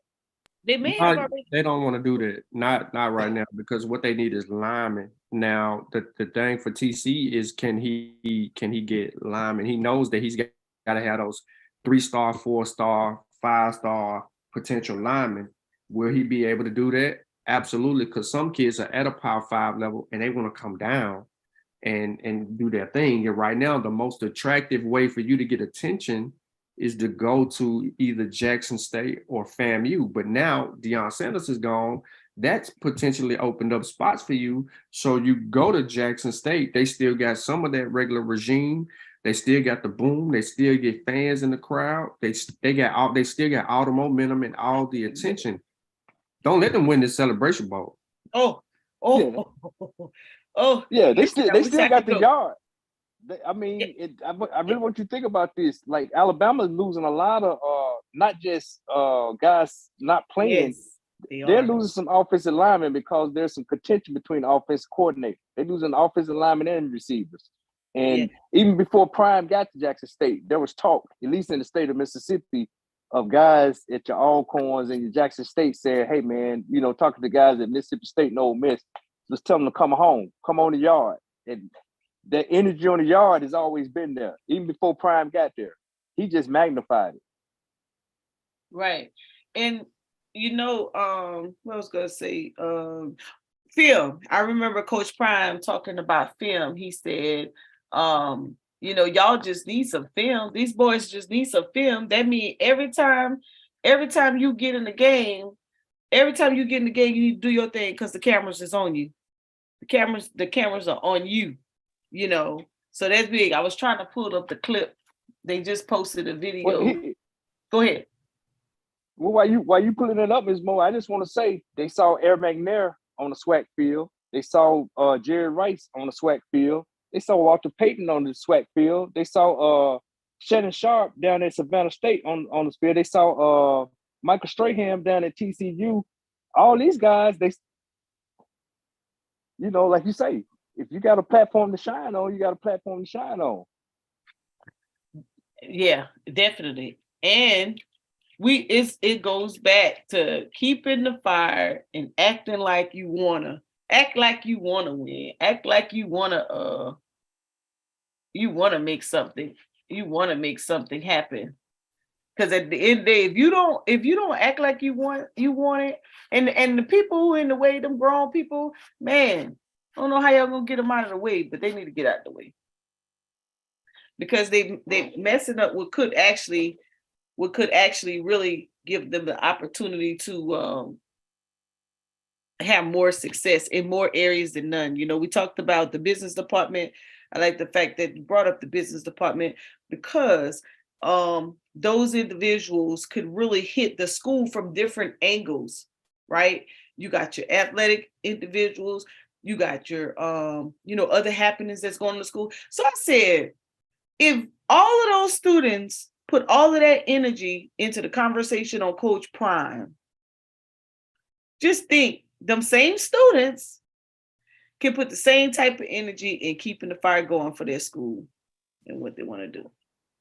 Well, hey, Ms. Mo, it ain't so much the students, because I'm gonna give you the general consensus. A lot of the students was like, "Oh, so what?" Because they say Coach Prime only focused on the football team. Yes, he was a football coach. Well, I mean, what else would you expect for the football coach to do? I get that, but I'm just saying, to them, they're like, well, it don't even matter. All he cared about was the football team, which I don't think is true. But how everybody need to keep doing what they're doing, and it's one man shouldn't stop this. We got to get out of that mentality that we need one man. Just cause one man, we got to get contingent with it. He done showed the way. He not here no more. He had lieutenants on the ground. They're now the leaders. They need to press forward. The boosters are going to be there. I guarantee you, the fan base, people going to still go tailgate. They're going to still be at the game. Administrators need to take the cue. Ashley Robinson, he's solid. I mean, he turned Prairie View A&M's program around. He turned Texas Southern's program around. He's a solid AD. Yeah, that's where he was before then. And even the SWAC commissioner, they were here in Texas. Like, one was at Prairie View and one was at Texas Southern and vice versa. Charles McCullough became SWAC commissioner, and Ashley Robinson went to Jackson State. So sounds like if you have such a good athletic director, you got a SWAC guy, I mean, they can really, I'm excited. They homeboys. They from Jackson. Oh, see, they could really, really ride. And just like we just, we can't hear the volume, but just like we hear how he's engaging and allowing the students to be themselves, having a moment. They said it's a time and a place for everything. Just being able sometimes to allow people to have a moment and enjoy, their time makes them want to actually give you attention sometimes, like sometimes we so stuck up in what we're doing. We're not really even giving the student the time to breathe. Like, I think I was watching one of the Pivot. Do you all watch the Pivot? The No, Pivot. I'm not familiar. It's with Fred Taylor, Channing, and Ryan Clark, and those are the three hosts. And then they interview individuals, and they did. It was one of the guys they interviewed. I think it was Michael Strand, and they said, what are the things you could change? He said, man, I'd go back and I would enjoy. Like, I didn't really enjoy it. I started enjoying it towards the end. He was like, the whole time, you're focused, you're locked in, where you're gonna go, what you're gonna do, how to impact. He said, yeah, you go out and make little parties, but I'm talking about enjoying the actual success that I had. I would go back. So when I see what Prime doing at JSU, and he was allowing those guys to have fun and enjoy themselves, not only just at the game, but right before practice, in practice, during practice, and still controlling them to lock in and having that authority over them or whatnot. I enjoy that. It excites me that you could have that kind of balance.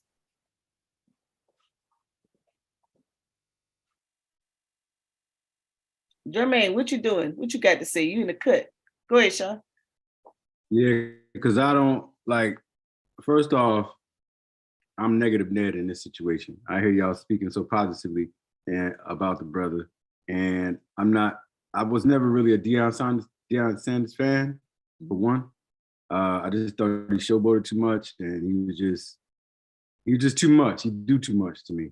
And share your thoughts. And share your thoughts. Be real. We ain't gonna beat you up. Not today, anyway. Go ahead.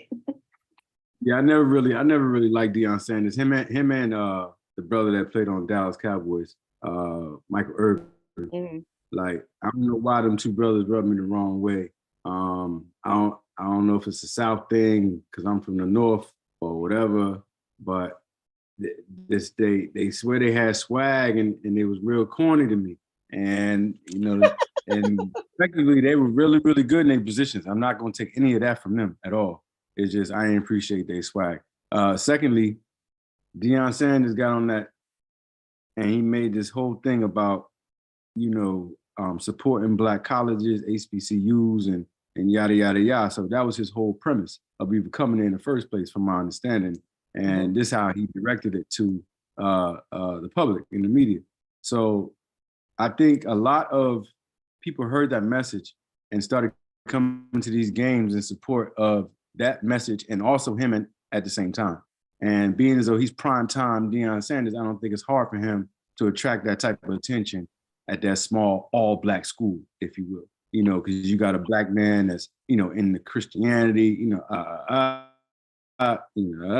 so, got this, got that, and you fooled a lot of people, bro. Like, you bamboozle people by sitting there telling this, telling them that, and you wind up going to a whole PWI or PTI or whatever they call them things. PWIs. So my personal opinion is I think he wanted his son to get some playing time, start time. You know what I'm saying? That was his motivation, really, to go to that school. And I don't really follow football that much, but I had got that upload a couple weeks ago. Like, hey, wait a minute, how good was his son? You know what I'm saying? And if his son went anywhere else, would he have played or started? And had all that attention like he got. So I think he helped the son out a lot in that regard. His son had over 25 offers to D1 schools. He was set to go play for Willie Taggart, who was FAU's head coach. Willie Taggart was let go this year because FAU wasn't performing well. And where's Willie Taggart at right now? Many people ain't put two and two together.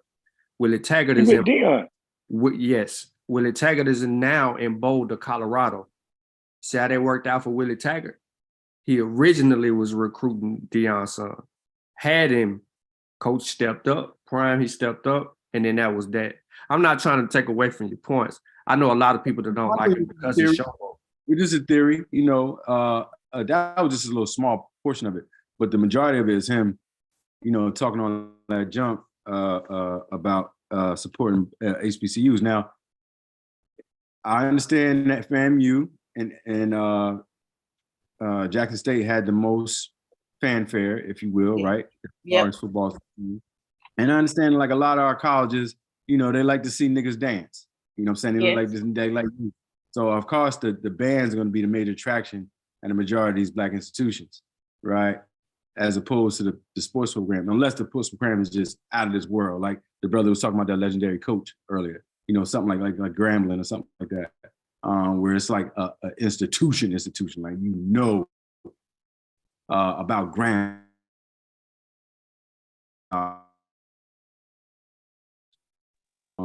You breaking up? Well, he find his way. Am I breaking up still? No, you back. You back. Yeah, so even like this clip right here, like this dude was like super corny with the Jerry curl and like the leather jacket. Like this dude was super duper corny. That was the 90s. Can we pause it? Like, Yeah. Wait. My dad had a curl in the 80s and 90s. That was the thing in the South. That was the 90s, bro. That was in the 90s. Gold ropes and gold. Yeah, but he had a Jerry curl, brother. Remember Ice-T cover? Remember Ice-T cover Power? You remember Ice-T cover? Yeah, I ain't like Ice-T. He got the shotgun in one hand and the semi-automatic, the Mac-10 in the other hand. Okay, well, my point is this: that was the flavor back then. Yeah, that was the South. He from the North. Yeah, but in the South and the West, right here, we rock the curls, we rock the gold chains. But he can't trip on that if he from the North, because what? No, we wore gold chains. Yeah, Slick Rick wore a dozen. He was no, the gold chains that I had a problem with. Yeah. It was the Jerry curl and that Jerry curl. That was the thing down here though in the South. Yeah, that's you didn't want to come to Louisiana. Everybody had a Jerry curl in Louisiana. That drip. People still got Jerry curl right now today in the country.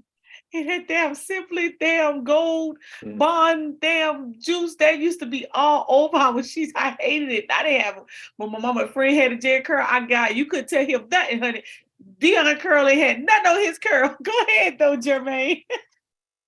So other than that, that's my only. And I also saw something that was interesting too, and I didn't know if it was actually true or not. Where is it at? The Black Adam Scheffner, and I skipped on my phone. But allegedly, they said his car was broken into several times. His son's car was broken into several times. Truck, it's only once. One truck, His truck originally was broken into when he got to campus. The locker room was the second incident. Shiloh's truck, they took the whole windshield off and laid it on the ground real nicely. They didn't even throw it on the ground or break it. They took the windshield off, set the windshield down so it could be plunged back up, right back on. Wow. They were that nice. You can get it in Jackson. I won't even lie about that. But the thing with his boom box that was taken when he first got there, it showed back up. He had some jewelry came up missing out of the locker room. He went on social and said somebody's boom box though, Jerry. You remember that? He put it on social. And next thing you know, his boom box returned. Look, well, hold on. So Jermaine, I just want to, please. Go ahead. Just let me defend. I gotta defend my city. That we it's a little crime there, and but they show much love for Deion. They have much love. Yeah. And the dude got juice there, and he put out a plea during homecoming or whenever that was when game day showed up, and he made an appeal on social media to say, hey, just everybody, let's let this weekend go off flawless, and even the criminals adhere to the brother. There were, every game, people's stuff get broken into, cars get broken into. I mean, that was happening, but it didn't happen that weekend. So he didn't leave because of the You're right. crime. He did put out a plea, like no I'm killing, not, no none of that. Yeah, they always gonna make money. The drug yeah, I dealer, wasn't, he I said wasn't that. trying to talk in a negative light. I stated in a couple points where he said that he said something about the alumni was not giving the school no money. Well, the alumni Uh, donate 13%, which is higher than the Yeah. normal average for HBCUs. Yeah. The problem wasn't necessarily along with the alumni. The problem was more internal strife with the president. So Exactly. there's some things that were directly, and yeah, Deion could have been, both of them was petty in this moment because the president is not trying to say nothing, but he's throwing rocks from afar. And Deion is like, well, I'm not gonna let you keep throwing rocks. One of the main issues that I have is that I negotiated all these things that happened for the football team, helped with the tennis courts, right? I'm using all my resources. You're not even at the table trying to bring forth anything. You got general funds that you're not allocating to certain places. We had a deal on attendance, and you keep breaking that deal, stating that, yeah, we had X amount of people in there, but we didn't hit the attendance mark as far as tickets sold. So that was a problem. You got 40, 50,000 people coming to these games every week. So like I said, it's more internal. It wasn't even the AD, because the AD is still picking up the phone, talking to Coach Prime. You don't see the president on the team on the plane with the football team. You see the athletic director. Yep, he in there now. And they usually fly ahead of the team. Mhm. Ashley is with them every step of the way, no matter what. He's on every sideline. You don't even see the president on the sideline at the football games. That's horrible. Now that's crazy. I personally can't. I wanted to, Jermaine, you made a point about the real quick, Jim, you made a point about the flashiness. Now, me and my boyfriend is from Louisiana, right? This is show you how the difference is in people. So I'm the hype, I'm here with it. But my boyfriend, he'd be like, okay, Mo, calm down. Hey, we're from the same place. When I hear the music, I want to bump too. And he'd be like, calm down. I'd be like, okay, when is gonna be time to turn up? Because I ain't come here to sit down. Like, I'd be like, that's where I'm at with it. But everybody don't get down with it, and it's cool. So when you said it, I thought it was funny because for me, that's what attracted me to him, because he was hype. I'm like, yeah, let's go. Let's get it. I wake up motivated. And then you're like, okay, nice. Go sit your little butt in the corner, go coach your team and keep it moving. But it's real funny that you said that. Yeah, that's a lot of people's main reason, because of the flashiness. But what about all the other stuff that people, I don't think people take into account, where he put his name on the line a lot of instances, the investments that he made back into the kids, the doors that he opened for other people. So what I'm basically saying now is he makes it hard for other people to hate him. You might not like him, but he's going to make it hard for you to hate him, because he's going to do much more to make you be like, well, like he might be all right, because of what he does to give back and open doors for people. And I think that your argument is legit from your perspective, because that's your persona. So can't nobody get mad at just how you feel about it or try to sell you on dude. He has to do something that is encouraging enough for you, right? To acknowledge, like, you know what, let me take a different look at this dude to really see what he is. But that has to be revealed through his work, because it's not like you have a direct relationship with him. But I want to say, what I want to say ultimately is that I've always liked him. I'm not a flashy guy, but on the football field, that's my way.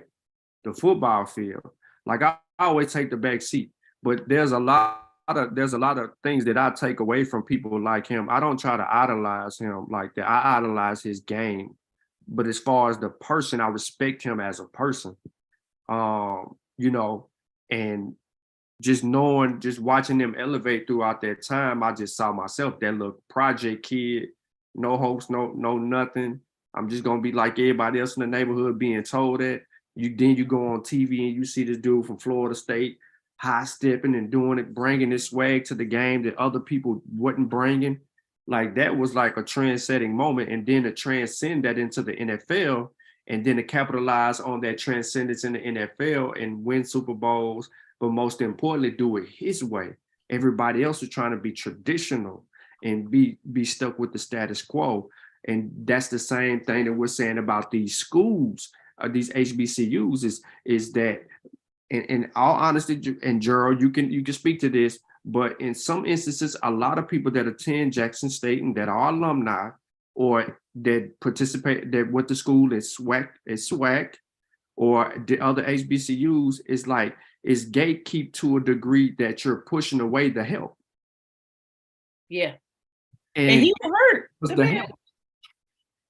Coach Prime had them blood clots and almost lost his life. Yeah, he lost 2 toes behind Jackson State. Go ahead. Was it behind Jackson State? Or I mean, was this just He was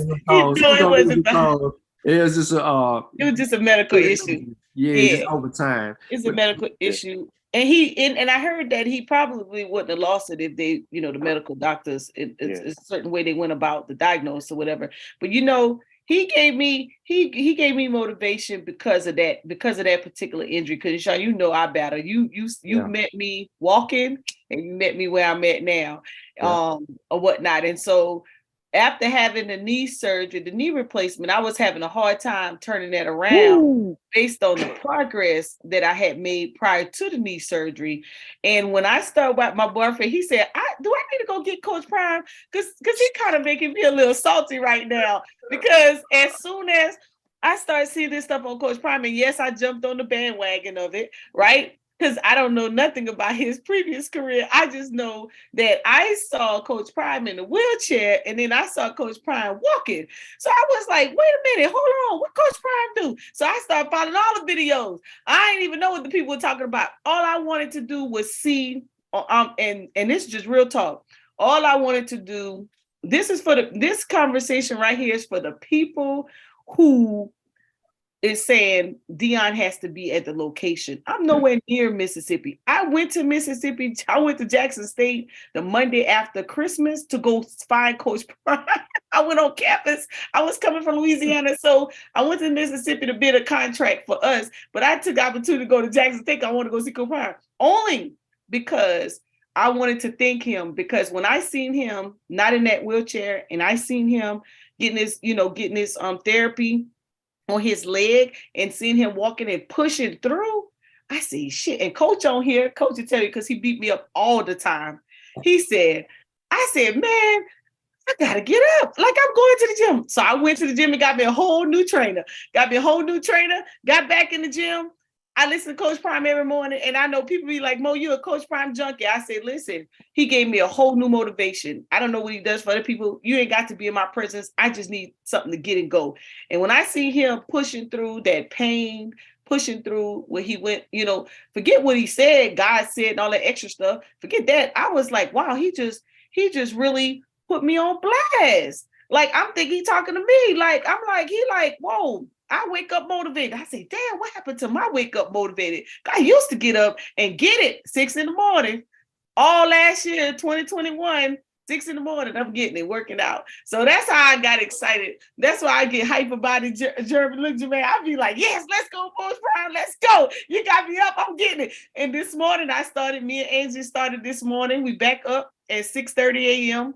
doing our workouts. But that came because I saw what he went through with his injury, and how he challenged it, and how he refused to give up. He sit down when he need a break, but when he needs to do what he do, he gets up and he do his thing, and he limp. He has no shame. He's confident about his progression. And man, that shit just put me on cloud 9. I'm in the gym. I done spent all this money getting a whole nother trainer. I got back on my CMOS.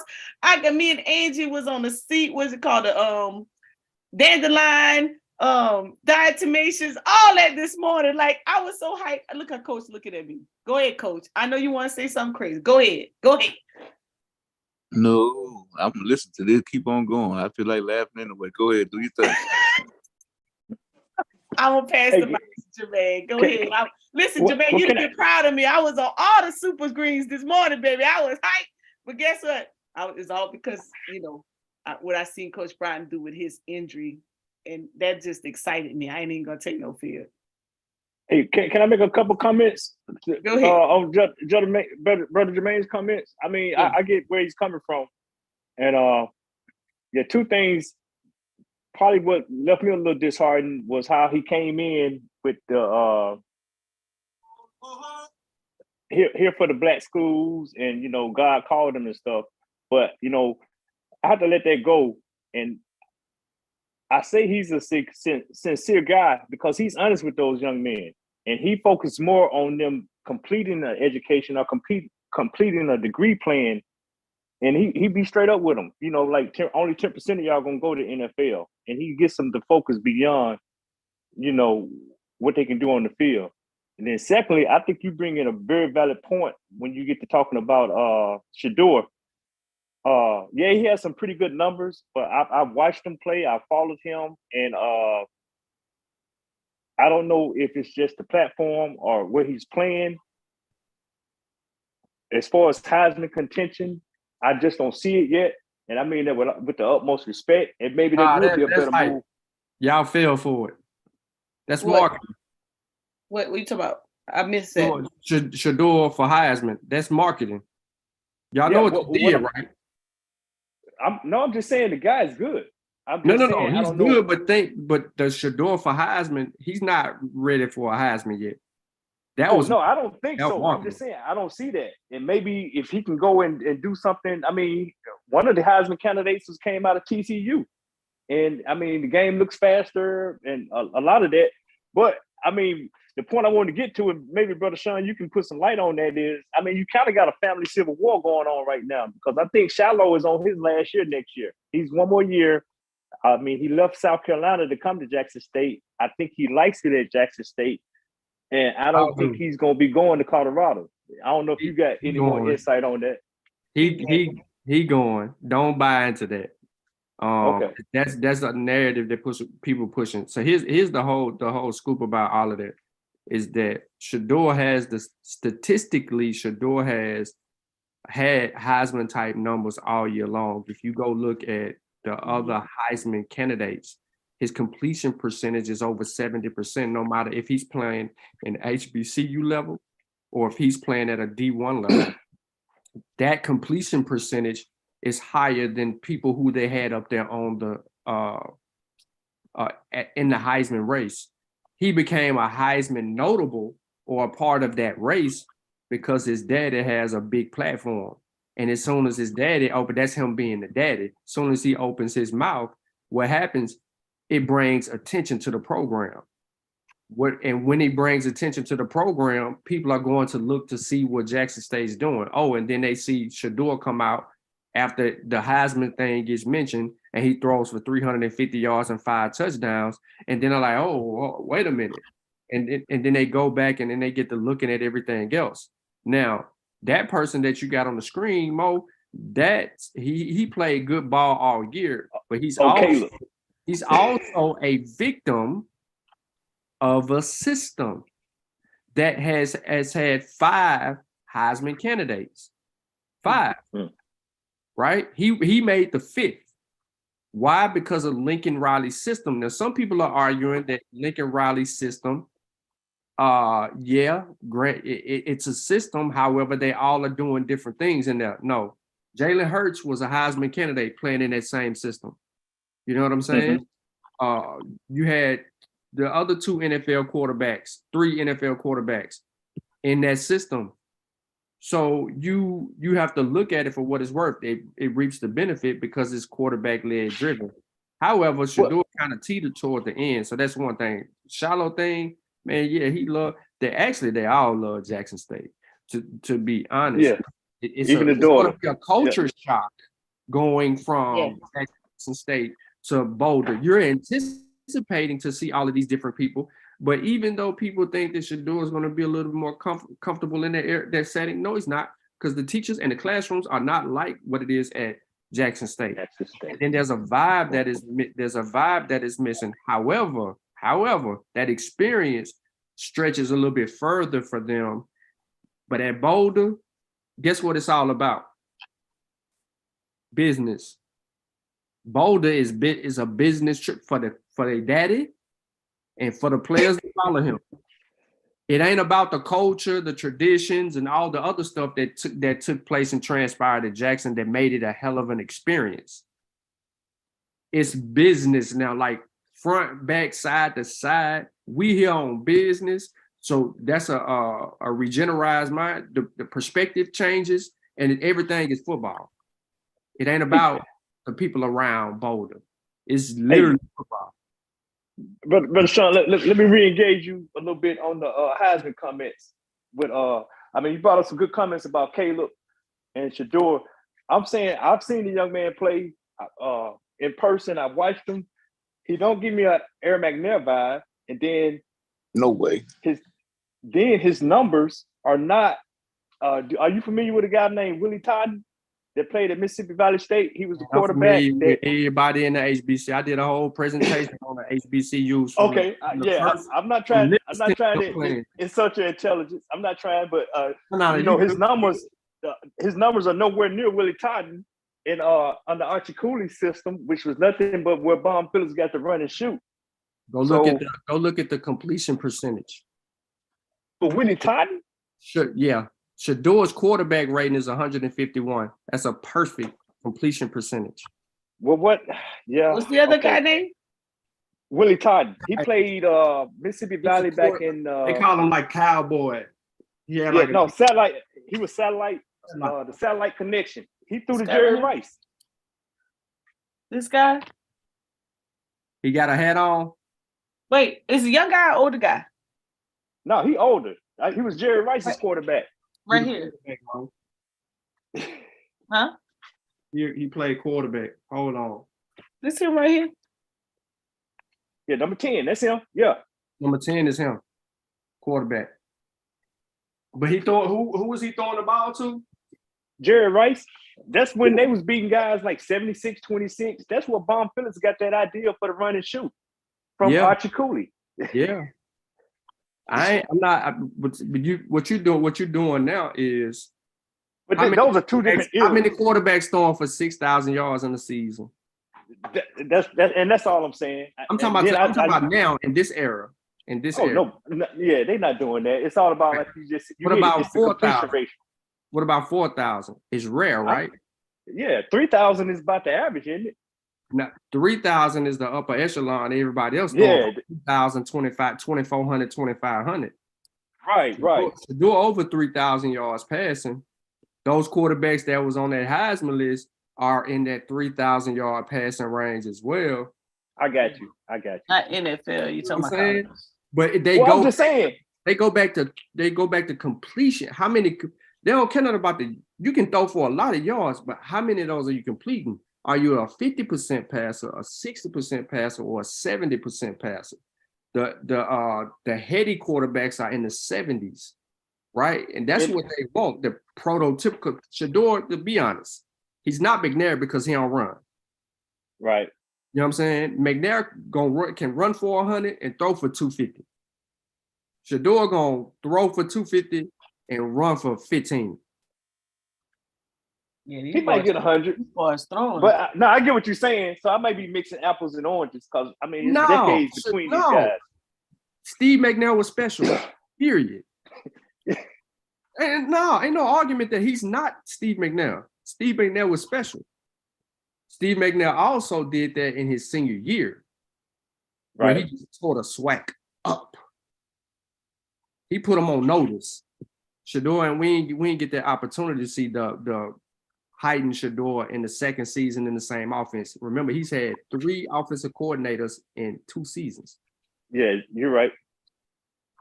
But go back, Mo. You just seen it. It was 3 people with over 4,000 yards. Them people throwing the ball a hell of a lot. And then everybody else is close to that 4,000 and down to 3,000 and above is the benchmark for the quarterback. You had it right. Whatever you just clicked off of. I changed it. It was on. Let me go back right here. Yeah. No, you brought up some very valid points, bro, Sean, because Yeah. I was just checking out a comparison with North Carolina Central's quarterback, and most of his yards are on the ground, and most of his touchdowns are on the 690 ground. some, almost 700 yards rushing, bro. Yeah, Whole offense, I mean- the whole offense. Their offense ain't without him. There's no offense, and he gonna also have a rough day. a lot of picks. He throws a lot of picks too. He put the ball Yeah, in it's- harm's way, and that's with Yeah, people playing off man coverage and not bump and run. But look at Bryce Young, by far the number 1 overall pick in this year's draft. He only got 3,007 yards passing, right? But we don't want to take that away. But look above him, Cameron Ward, Washington State. He came out of an FCS school last year. He transferred to Washington State. He threw 3,000 yards in a pass-happy offense.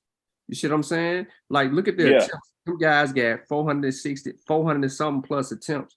If you go look at the percent, I don't have the completion percentage, but you got to look at those. Yeah, pass completion, ain't it?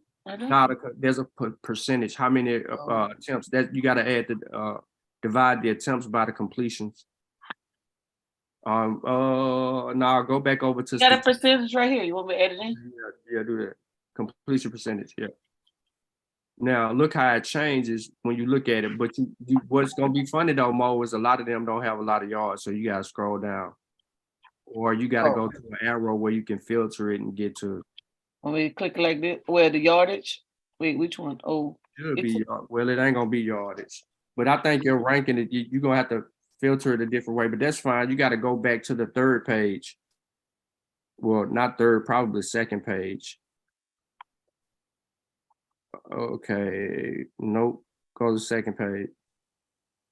Okay, look for people that's got more than 400. You see how? Hold on, stop. So number 76 is EJ Warner, who was in the top 15. Look at his completion percentage is at 60%, right? Yeah, freshman. Yeah. Yeah, those are good numbers. Yes. He's throwing that thing around. So now go to number 79. Paddock was on the list as well. He's a senior. Number 79. Look at his attempt. Under 60%, right? Then you look at scroll back up, Mo. There's a 558. Go back down. 558. 558. Pass attempts. There's a dude on here with go back up to the top. 558 is coming. There you go. It's number 70. His look how many times. Come on, man. Yeah, he's 61. And he throwing them out. That's why I said that 60 to 70% is the benchmark for how they look at how accurate you are. But also ball placement. Look at number 66, DJ Uglilele, right? Played at Clemson. Junior. He been rough this year. That's offense.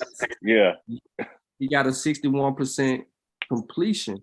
So you have to take into account how they measuring these quarterbacks, how accurate they are.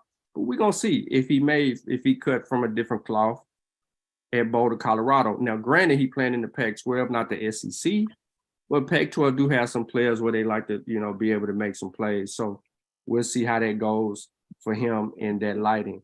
See, JT Daniels is down there. He played at Georgia. He transferred to West Virginia, and he got a 61% completion, and he's thrown only 327 attempts. So you got to look at that. Now, Mo, can you pull up just type in Shedeur Sanders? I don't think you're going to find him in that because that's going to be everywhere. Probably could. The dude Shedeur Sanders. Yeah, he should have made that list. But my only thing was that the program. No, that ain't the list he going to be on. Okay. X. Yep. Yeah. No, Shedeur in the 70s. I think his QBR is 70. So that's his season stats above. Passing yards. Look at his completion percentage, 70.2. Passing yards, 3,383, 36 touchdowns. Now I still think them stats is wrong somewhere though. I think it's like the stats is accurate. Last game they counted the SWAC championship. My bad. Yeah. So look at the difference between his freshman year and his sophomore year. Where did he improve? I think he was running more his Completion freshman year. TDs, touchdowns, touchdowns. Yeah. Touchdowns and completions went up. quarterback rating, and the quarterback rating. What's the ATT? That's attempts. Attempts. He took 30 more attempts. Oh, he do the one. He completed more. So he's a heady guy. He's not gonna give us Steve McNair. Steve McNair was gonna throw for 3,000, maybe 4,000 yards and damn near 1,000 rushes. But no, man. Back to the point. I just think that Jackson State is the creme de la creme of HBCU right now. 16-0 in the SWAC, 2 SWAC championships, 2 SWAC East titles. No one has been close to them. Everybody that got close to them, when they play them a second or third time, they make it worse. So you go through that with this type of team. As far as the Coach Prime leaving from Jackson, like I said, it's business. Well, no, I don't disagree with you on that one, but I'm gonna tell you the secret weapon is Jackson State's defense. Hands down. And go look next to Shador. It's 2 secret weapons. Who you gonna say? Aubrey Miller and the running back? What's his name? Is it Wilkerson? Yeah, Wilkerson and Aubrey. Yeah, them boys tough. You watching them boys tough, man. They be watching. Yeah. They some leaders. Aubrey's a beast. They some leaders on the field too. Oh yeah. That's why they can deal with distraction. Many people exactly about all of this a distraction. No, they can deal with it because of their leadership on defense and their leadership from their quarterback. Them offensive linemen trust their quarterback. Yep. And keep in mind, Aubrey Miller not to cut you off, good brother. Aubrey Miller could have left last year. He came back because they did not win that Celebration Bowl against South Carolina. That was his whole goal was to win the Celebration Bowl. Right. And Savion didn't start the season. He didn't start to the 3rd game, and he still got 1,100 yards rushing. It's a different vibe, man. But no, I just think back to the money though. I just think I think institutions fumbling everybody. It's not just Jackson. After the Prime era, it's everybody was fumbling opportunities. We as Black people, man, we don't react until somebody they make it. When we see somebody that we know make it and get a bag, then we want to get involved in it. We got to see it to believe it, while other people invest. Boom. They look at the potential and they take a risk on the potential, on what they see. Yeah, they know how to leverage capital. No, I'm with you on that one, good brother. You're exactly right. Let's just hope that this don't be a distraction for next year and Jokers move forward. Coach, Coach Murray? Yeah, I'm gonna be quiet. Let the coach talk. I'm muting out. Coach has his financial solution that he loves to say. Oh, tomorrow with Black people. Yeah. Mm-hmm. You know, we got our Jesus complex, and we always looking for one person to save us all the time. More than anything, even with this, if you just start basically from communities, you look at the rundown houses and select communities around the country. If people just, like I told more all the time, you find 500 people just put $10 in the pot week to week, you can build your community up. I mean, it ain't nothing hard. We're making something hard that's not even hard. But we lack accountability amongst each other. We trying to figure out who's going to control this, who's going to control that, and ego takes over at that point in time and nothing gets done. So even with the Coach Prime thing, if because Black people seem to trust TD Jakes and Louis Farrakhan in this country for whatever reason. They get on the platform and say, everybody donate such and such dollar to this account. Coach Prime probably could have stayed there because the money would have been made. But again, we're looking for such and such person to say it was, whether it be Diddy, Magic Johnson, blah, blah, blah. Somebody superstar to come save somebody, but it ain't happening. Those people, they on their way, they gone. If we don't do it as a collective people, it won't get done. Totally agree. But they not the Gerald, this not a shot. This not a shot. But when you ask Mo, when we're on those platforms that are predominantly Jackson State alumni and people from Jackson, Mississippi, they hold the whole savior thing over Deion's head. You promised us this. You promised us that. You said God did this. God did that.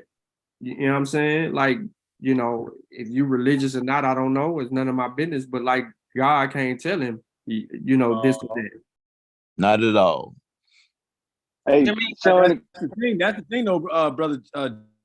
Everybody, like that's what got my goat. That one thing this nigga got on there, talked all that junk about God told him to do this and God told him to do that. It just sound like some more preacher shit, and it pissed me off because it's like, bro, come on, man. Like, I already didn't like you. Then now you just come out and do this BS, and it's like, bro, come on, man. Like him and LeBron. Like, I don't understand. Like, to the point the brother making, hey, Champ, to the point you're making, I guess the part that probably pissed you off is, you know, you're talking to a Bible Belt people and they gonna adhere to that. They gonna take notice of that and they gonna try to follow that. So I get what you're saying when it comes to that.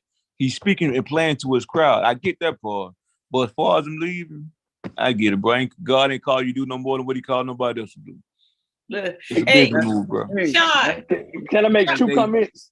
Sean, you remember when? Hold on, Jared. Hold on, Sean. Remember when?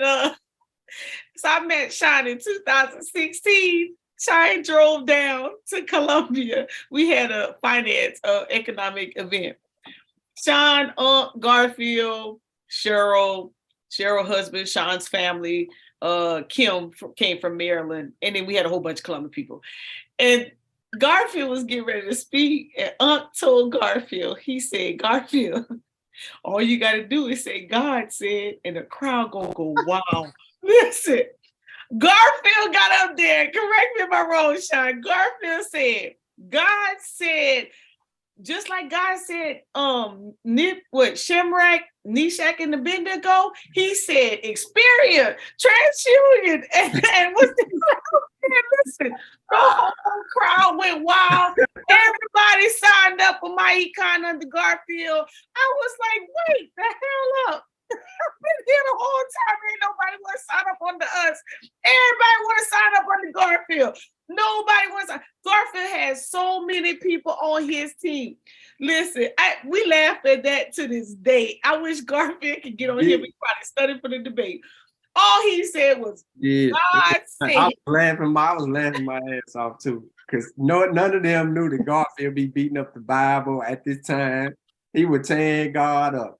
He told God a whole new behind, and then got up there and stood up in front of the people with a straight face. God told me, he said, God put it on my heart.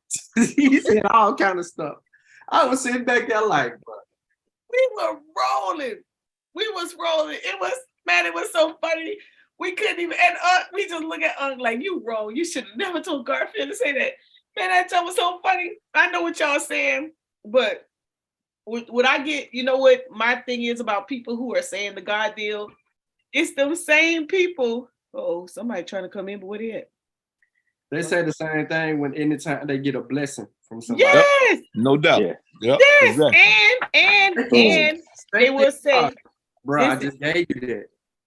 Yes, and they will say, God changed my. Listen, true story. I was in Germany.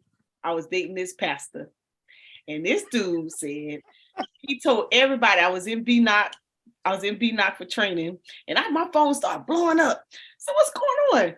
Dude stood in front of the church, told everybody God said I was gonna be his wife. I said, what? God didn't tell me that. Like what are you talking about? He was like, Mo, you can't be acting like that. You're gonna mess up your blessing. And I was like, wait, what? So I rolled with it because I was like, they was like, you can't. How you know God didn't tell him? So I was like, all right, I'm gonna give him a chance then. If he said God told him, I guess, I'm the only person that's thinking, I don't know about what God told him, but we gonna roll with it. Y'all, I kid you not, I got ready to go to Iraq. the day before I left, this bastard called and said, "Hey Mo, I'm not gonna be there for you when you go out of Iraq. Don't call, don't text, don't email. You don't have anything to say. But it's over." What? I said, yes. I said to myself, now I was stupid because I knew God didn't tell me that, but I rolled with that chump. But at this time, I said, this bastard, I'm about to go to Iraq in the combat zone. Listen, 3 months, it was hard. I ain't gonna take no field because I was tripping, because I was trying to figure, because everybody trying to tell me, no, maybe no, don't give up. Listen, dude was a pastor. He knew better. So when I got back from Iraq, my phone rang again. And he said, I apologize. No, it was the mom. The mom said, "Hey, listen, I know you had my son's heart. I want to apologize to you. You had my son's heart or whatnot. I just want to apologize to you, but can you please talk to my son?" I said, "For what? For what? Like what?" This dude, I went to the combat zone. He cared nothing about that. He used this little God thing to get me, and then his little butt just dropped me whenever he wanted to. So when he called me, I said, "Dude, you don't mean no apologies. Go on back on the other side of that grass." But let me tell you, to this day, no, not a nair, another, but it's not ever say God said about anything. And this is where, so when people say that, when people are like, "Oh, well, if God did," listen, people in the church do it. People who say they have faith, that they stand by whatever they standing by, they use it all the time. And I don't think he used it. I think that Prime's ultimate responsibility is transitioning from the bottom up, creating things out of no things, because he doesn't need anything that's coming his way. But I definitely would he takes advantage of what he gets. That's fine, because it's his stuff. But he could take, I think, because when people say, "Hey, he went from a winning school to a losing school," that's opportunity for him. So if he can actually turn that school around, he's gonna get that next level offer, point blank, period. And you can't take anything from him. But the whole God thing, I don't even think people can bring this up an argument, because I think in their own life, they probably said that God changed them from here to there. Being military, I'm used to change. We used to good leaders leaving, good leaders coming, because that's the duty, to mix us all up and keep us thinking and not letting us get complacent. So it's fine with that. But the whole God thing, man, I wish somebody would come back and say that to me. I'm just like, good. I'm glad God told him to go somewhere else, and God could tell him everything and move it 50 million times for what I care, because people do that in the church a million times more. Oh, God told me to bless y'all. Then, oh, we ain't got enough. Can't bless everybody. We're only gonna bless this group over here. Because once the blessings come, they change their mind. But what bro said though, and see, y'all got me to think about this church. What bro just said about like individuals or the church donating back the money to the school or to him, the local churches doing that. Why not do that in order to keep them there? Or why not more churches like that put more money out into the community as opposed to just their own fee? Because I know I got churches out here, right? And they only put apartment buildings on their property. Like they don't go outside of their property because their property is tax free. You see what I'm saying? But they don't go outside the property, and you got to be a member of the church to be to get the property. So it's like, yo, bro, how is that really helping the community when you're only helping your congregation, so to speak, and not the community at large? And necessarily it's not a community no more. It's really neighborhoods at this point. It's not even communities no more. We don't commune to do anything. But yeah, I just wish the church to give back more money. That's it.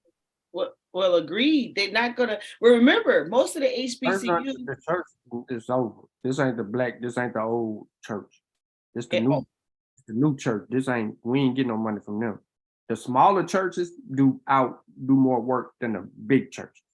Because most of the HBCUs are governed by some particular faith base. I know ours is Episcopalian, and we had a alumni one time made a comment in reference to their giving and how much they haven't increased their giving in so many years, and they fired them.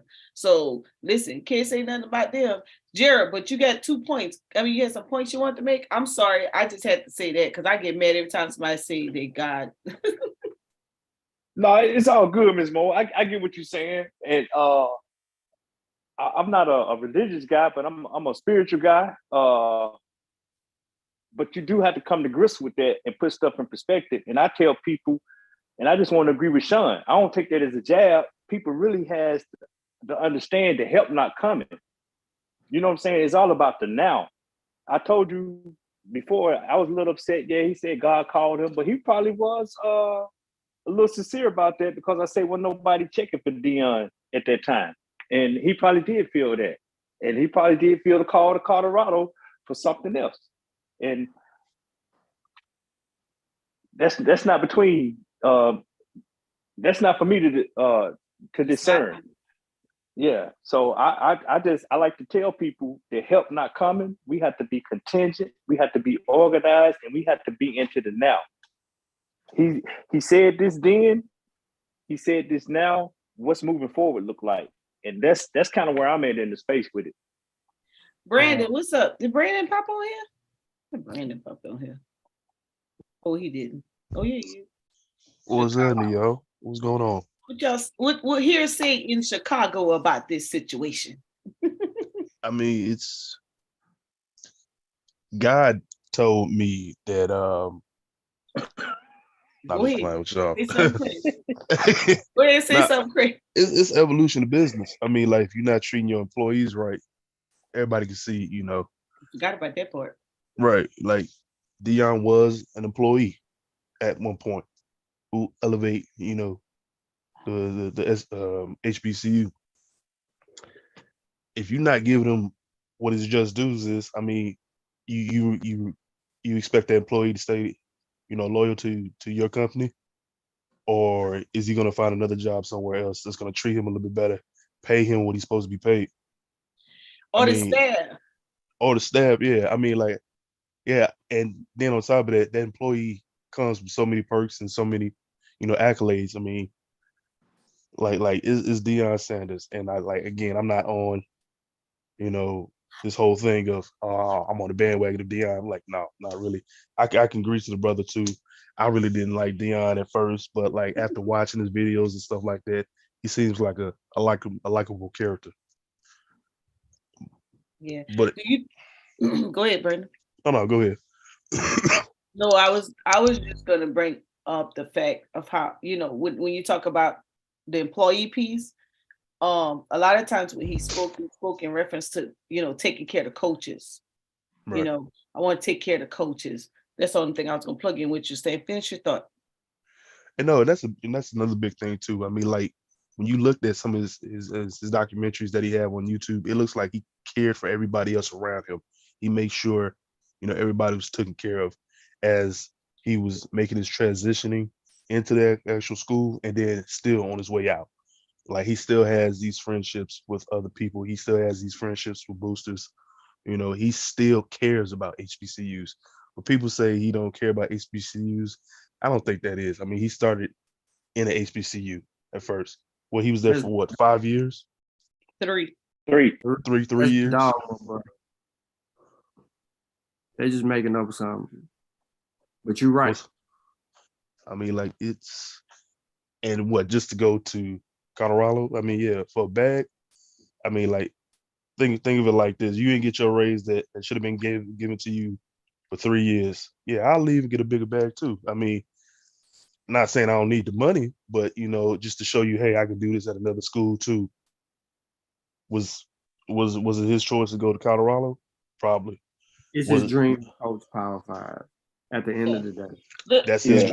That's it right there. The key word, his dream. Yeah, his dream. Look at this right here. Look, when we talk about business, look at his son's description. 100. Talk about it, Sean. Well Off Media. Okay, so he started. Oh, I'm not sharing. Are you on your doors? Well, I'm on Well Off. Okay, listen to me, y'all. When he started this channel, he didn't have 20,000. He didn't have 10,000. He had like 3,000 subscribers to this Well Off Media.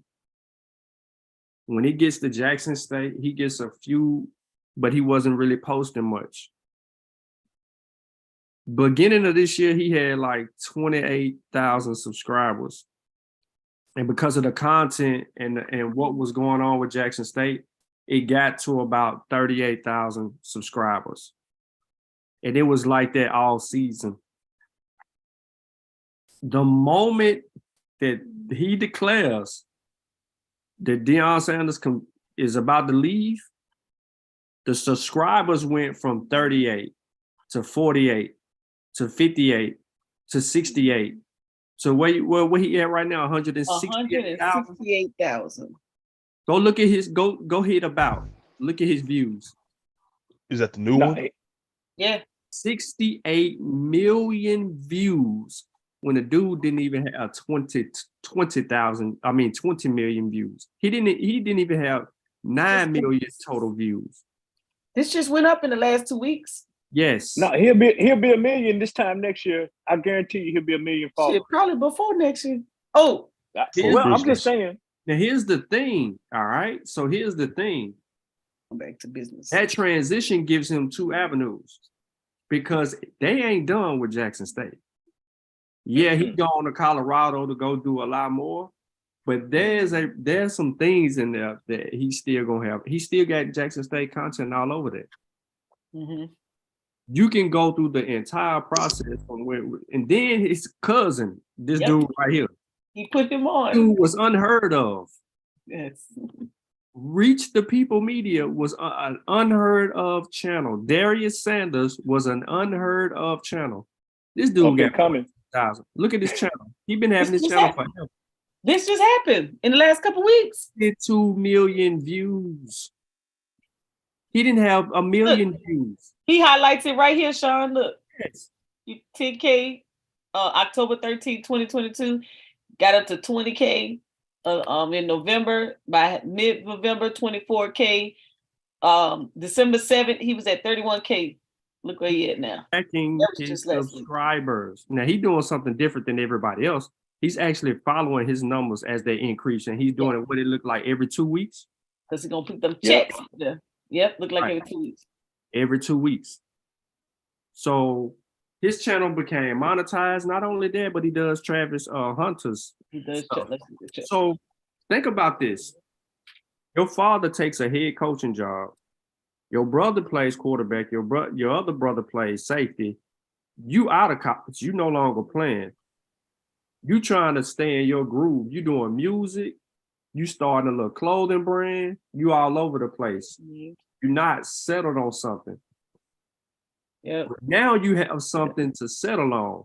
Well Off Media becomes a clothing brand and a channel for entertainment. You do all this off your dad back. But more importantly, because you doing it off your dad back and you get a big break, you're highlighting every single player Jackson State roster, and it's driving their parents, their family members and friends to your channel to see that content. And you catching all the big game moments. Not only just the games, look at how invested everybody has become into not only Jackson State, but Colorado as well. They want to see the day-to-day activities, bro. This is bigger than reality TV. You ain't got to wait till next week to catch the next episode. They gonna upload 6 videos in one day. Okay, now the last few days he hasn't been uploading intentionally, been uploaded, but only been highlighting. When they announced TC Taylor, how many views on this video? Over 600. I mean, how many views? Go back up, Mo. The TC Taylor video. Look at the views. 430,000. Yeah. Are you kidding me? When that got announced, they spent around. Spent around. Look. Hey, bro, son, think about what you just said now. I mean, right now they're in Atlanta, and he probably doing a whole bunch of editing. But he said as soon as the Celebration Bowl is over, he has to leave Atlanta and go back to another recruiting event in Colorado. The biggest recruiting event thus far. That's what Prime said. And we're going to see the video of that because after the celebration, they win the Celebration Bowl. There's going to be some footage of that. There's going to be some highlights of that. The transition between TC and Coach Prime transpires. Coach Prime is out on the plane to Colorado that night, which he going to land, and he going to be there for the recruit event for Saturday. he gonna have all that footage uploaded. Darius and Bucky, they gonna have all of that uploaded, and then we gonna see more. So we're gonna see some stuff pay off. Now, here's something that y'all don't know. My cousin is director of player personnel in Colorado for Coach Prime. He's what? Oh, that's your cousin, yeah. He was hired from LSU, where he was an assistant in that position. He made him a director in this position that levels him up, also attaches him into day-to-day recruitings. And my cousin was here in Nashville on 2 nights ago recruiting at Pearl Cone High School. And then he was at Smyrna trying to flip the Smyrna player who just committed to UT over Alabama. But he ain't signed the national letter of intent yet because they can't do that till the 21st or 3rd. One of them days, the national signing day is like the 22nd or 23rd, one of them days. So they still have an opportunity to try to get in the door and get him up off of UT and see if he can flip Colorado. However, that's what he was doing. My cousin told me when I talked to him on the phone that he was going to be in Atlanta during the Celebration Bowl because they're going to be recruiting around Atlanta around that time. So he would be at the Celebration Bowl. He could possibly have some recruits at the Celebration Bowl to meet Deion and the whole 9 yards. So, but he can't really talk to him like that. Yes, he can. He just can't be trying to recruit. He can acknowledge their existence and shake hands and stuff like that. So it wouldn't be a violation. The thing is, why am I even saying all of this? Because this stuff is entertaining to people to walk with someone through their journey and see them become successful and win in the end. That happens. It happens. So now it's all about, remember, this team is distracted. They coach leaving, they coach gone, they got a new coach. He ain't the coach no more. All this is a problem. Your coach at a whole nother school trying to recruit for a whole nother school, he ain't thinking nothing about y'all. But that ain't what he's giving off to them. They know him better than all the spectators and the speculation and the whole 9 yards. So it's a lot that's going to transpire over the next few days. This is their first undisputed season. It is what it is. But look how many people keep him trending. You heard Jermaine, brother Jermaine, he don't like Prime, too flashy, right? I think brother Brandon, he didn't like him either. Or on the fence about it, and then, through these documentaries and stuff like that, he got to, appreciate what he's done. Whether we love him or hate him, what he's doing for people, the children, well, they call them kids, but these young adults that play the sport and the young women around them that participate is bigger than how we might feel about the individual person overall, whether you love them to death or whether you hate them to death. You know what I'm saying? The impact that he's having on the right people is what he's inspired to continue to do.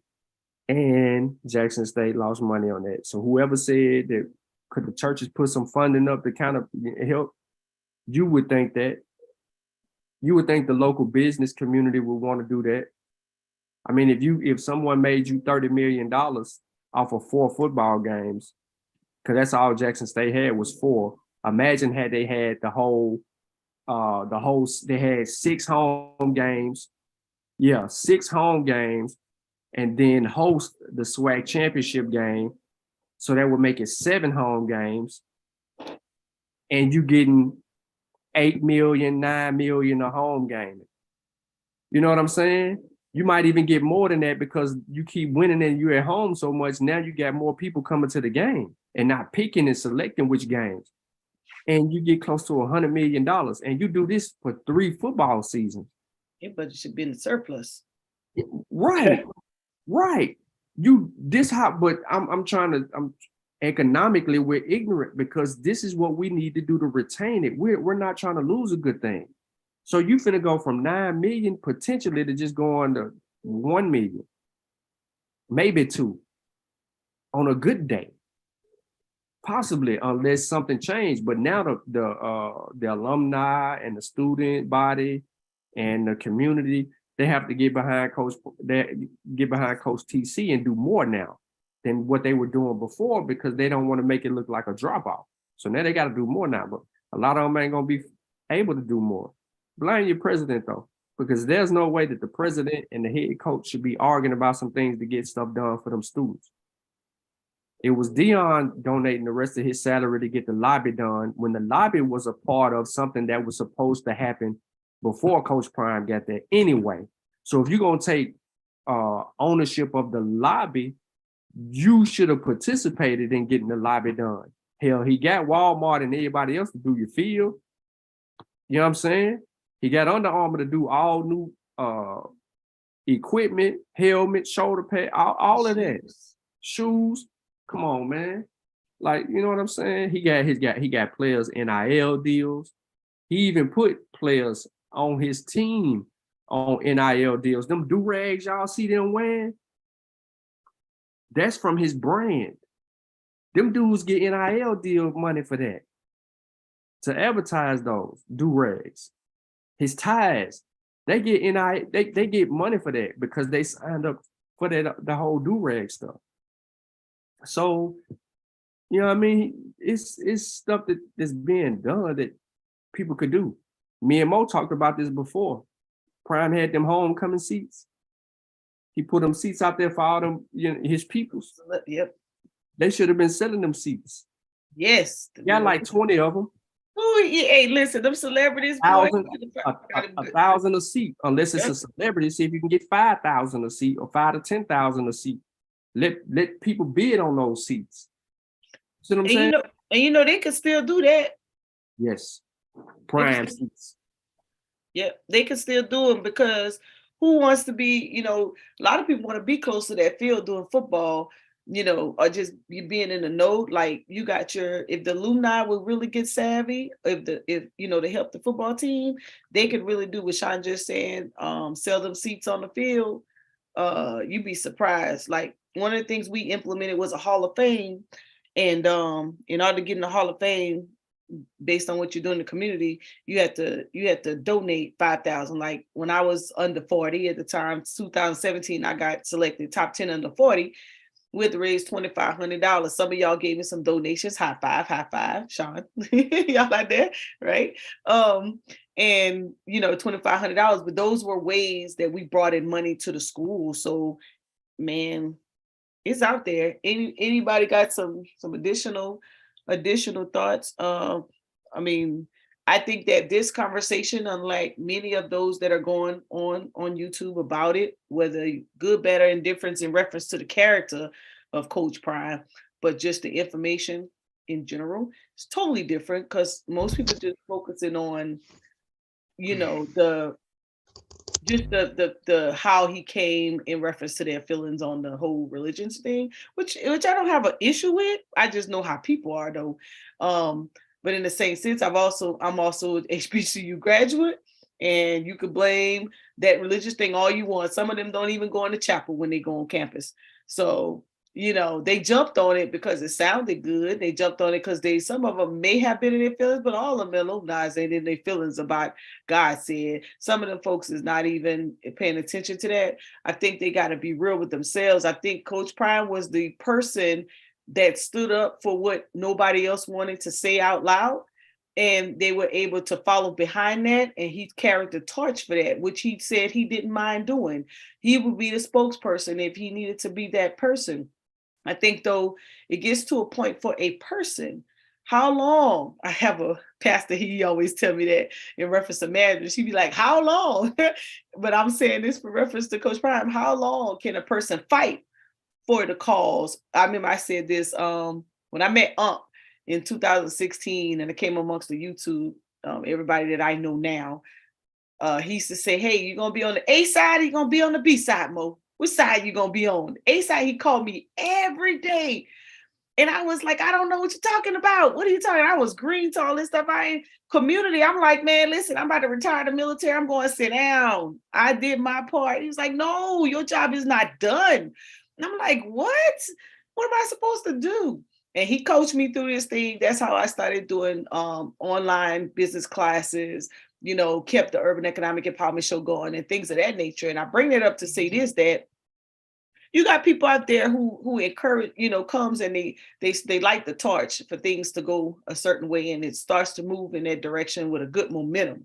If you don't learn anything while that person is there, so that you can continue to flow, so you can stand on the shoulders of, we talk about it all the time in the YouTube community, standing on the shoulders of the elders. If you don't know how to stand on the shoulders of somebody who's coming before you, that's paving the way, we're in trouble. If we can't take something from what Coach Prime in that 3-year movement, right? Or 3-year pass through that could benefit and add more value and continue to flow, we're in trouble. I think Sean said something very key, and many others, the business department. They don't know how to utilize their students. And I think this is why we're failing in the success of the classroom, is because we're not creative enough with our students. If we don't know how to get creative enough with our students to get them to help us while we're helping them, oh man, we're in trouble. We're in trouble. I don't know.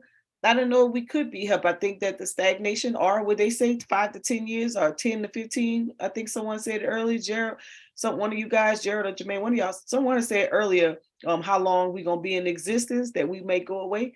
HBCUs. Well, I would say that if we don't learn to attract students, we had a recruiter at Voorhees University. We had a recruiter. He was we went to school together, and the guy was so good that he was bringing so many students in, we didn't have nowhere to put them. And the president at the time, instead of them connecting with corporate, with whoever, right, to make these things happen with the students, they would rather moved them to a different position. And he was like, you know what, I didn't come here for this. I came here to elevate my school. I want to recruit. This is what I do. So he went to another school. I think he went to Limestone or somewhere. But the guy was so good at what he was doing. We have our elders that are sitting in them positions that we are selecting to be our presidents, and they on that darn trustee board. Oh my God, they're in the way. That's my opinion. They're in the way. I think that you have some good talent. I think you have some good ideas that are being brought forward. Like Gerald said, the administration, man, they're in the way. They're in the way. And I don't want them to not support or leave. I just want them to learn how to be advisors and move out the way, make room for the brave and the bold who know how to bring the resources, the economics, the skills and the talents in, so we can thrive. There's no way we have all these gifts and talents as Black people and we can't come out of our own situation. There is no way.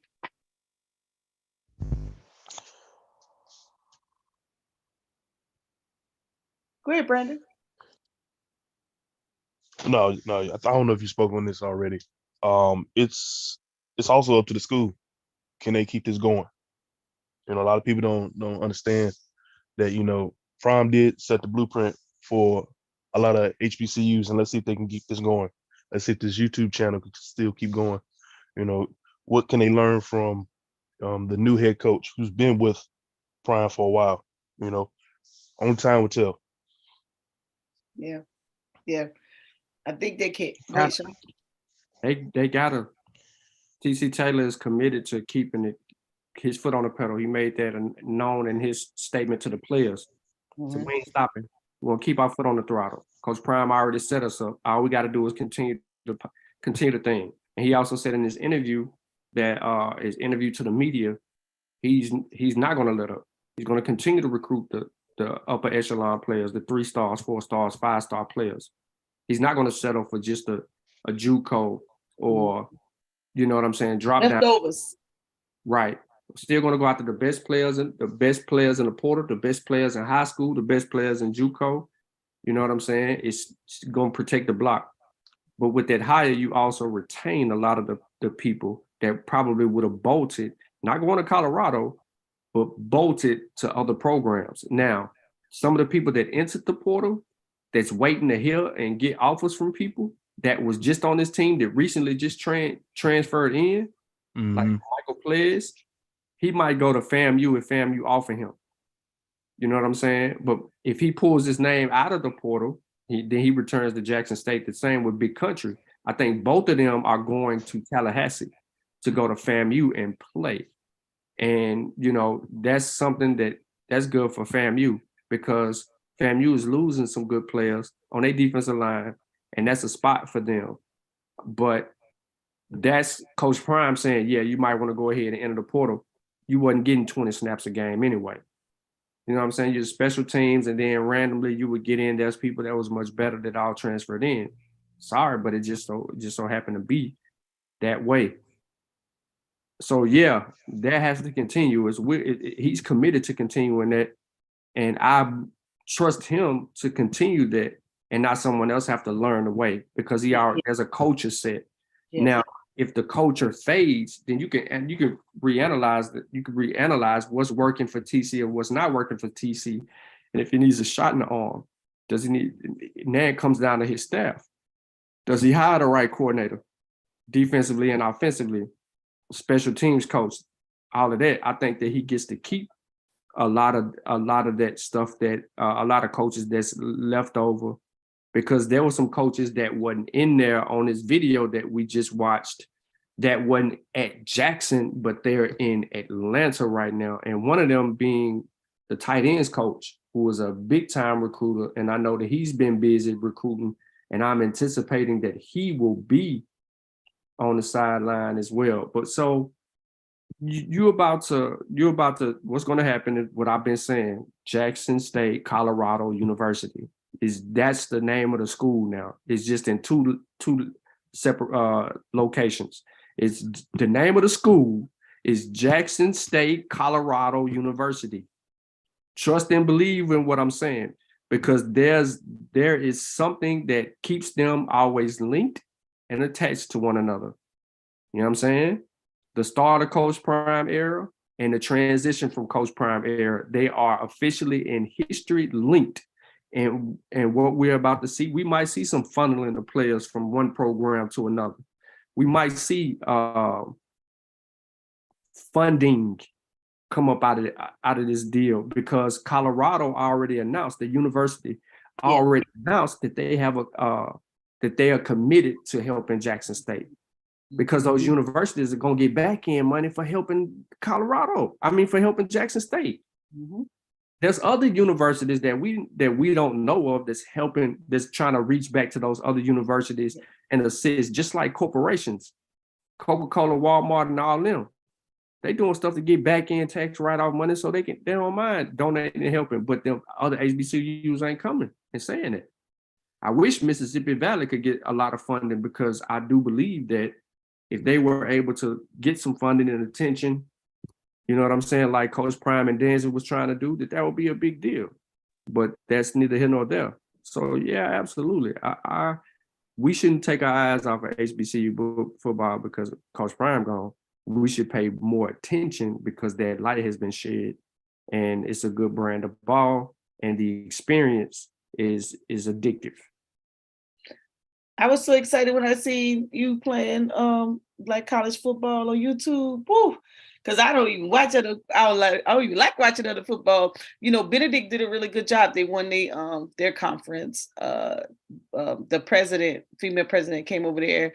Man, she came in there shaking and baking. And Alumni gave over $500,000 this year. Like they stepping it up. They doing great things. The band got to play at the Macy's parade this year. Like, it's some good things going on around HBCUs, and a lot of them are making us proud. Little Allen University, HBCU here in Columbia, when they start their football team, they doing really good. The student enrollment went up. There's some really good things. Got some really good presidents out there that's doing a great job with some schools. We just really have to mind our lane. You know how you say, stay in your lane.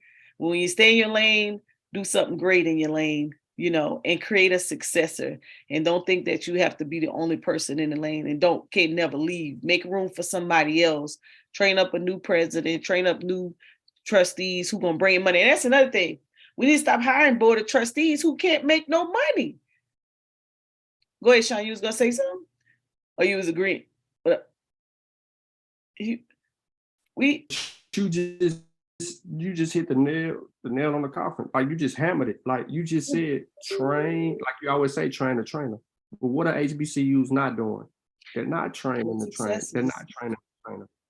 And a lot of them, because of their ego, are rejecting the trainer because they're trying to hold on to these positions until the alumni are putting their foot down and trying to get rid of you because of something else. You see what I'm saying? Like, to me, in my opinion, if I'm an alumni of Jackson State, I want the president gone. Why was you bickering with the head coach? Why were you not trying to engage us enough and the student body enough to put something together? Why was your last offer to Coach Prime to just raise his salary to $1 million? They didn't offer this man $5 million in total control, private jets back and forth from Colorado to Jackson to handle his business for 2 weeks. You ain't topping that. We didn't even hit into them incentives, but I don't even want to prolong the conversation. Yeah, it's perfect. The upside is beautiful. Yeah. You know, $30 million, and he got some other stuff around the table just to do what he already gonna do, fundraise. Yeah, and be exactly. Yes. Look, increase academics. Look, they don't need no money. And see, that's the thing. See, Colorado, they don't need no money. They're gonna shift that. They should be looking at the fact that they could shift that money down and help those kids with scholarships and things of that nature. But when I was saying about the trustees, we have to stop hiring people. Okay, when you put a nonprofit organization together, your board should consist of individuals who can fundraise. You don't have boards there just to come and do a luncheon and eat and talk about what the university is doing. Yes, that's one thing. No, you need to be a board of trustees. Either you didn't create an endowment, and that means you got money coming in, or you can fundraise. If you can't fundraise, we need to get rid of some of them people. I'm telling you, those people, we have to be able to fundraise. Point blank, period.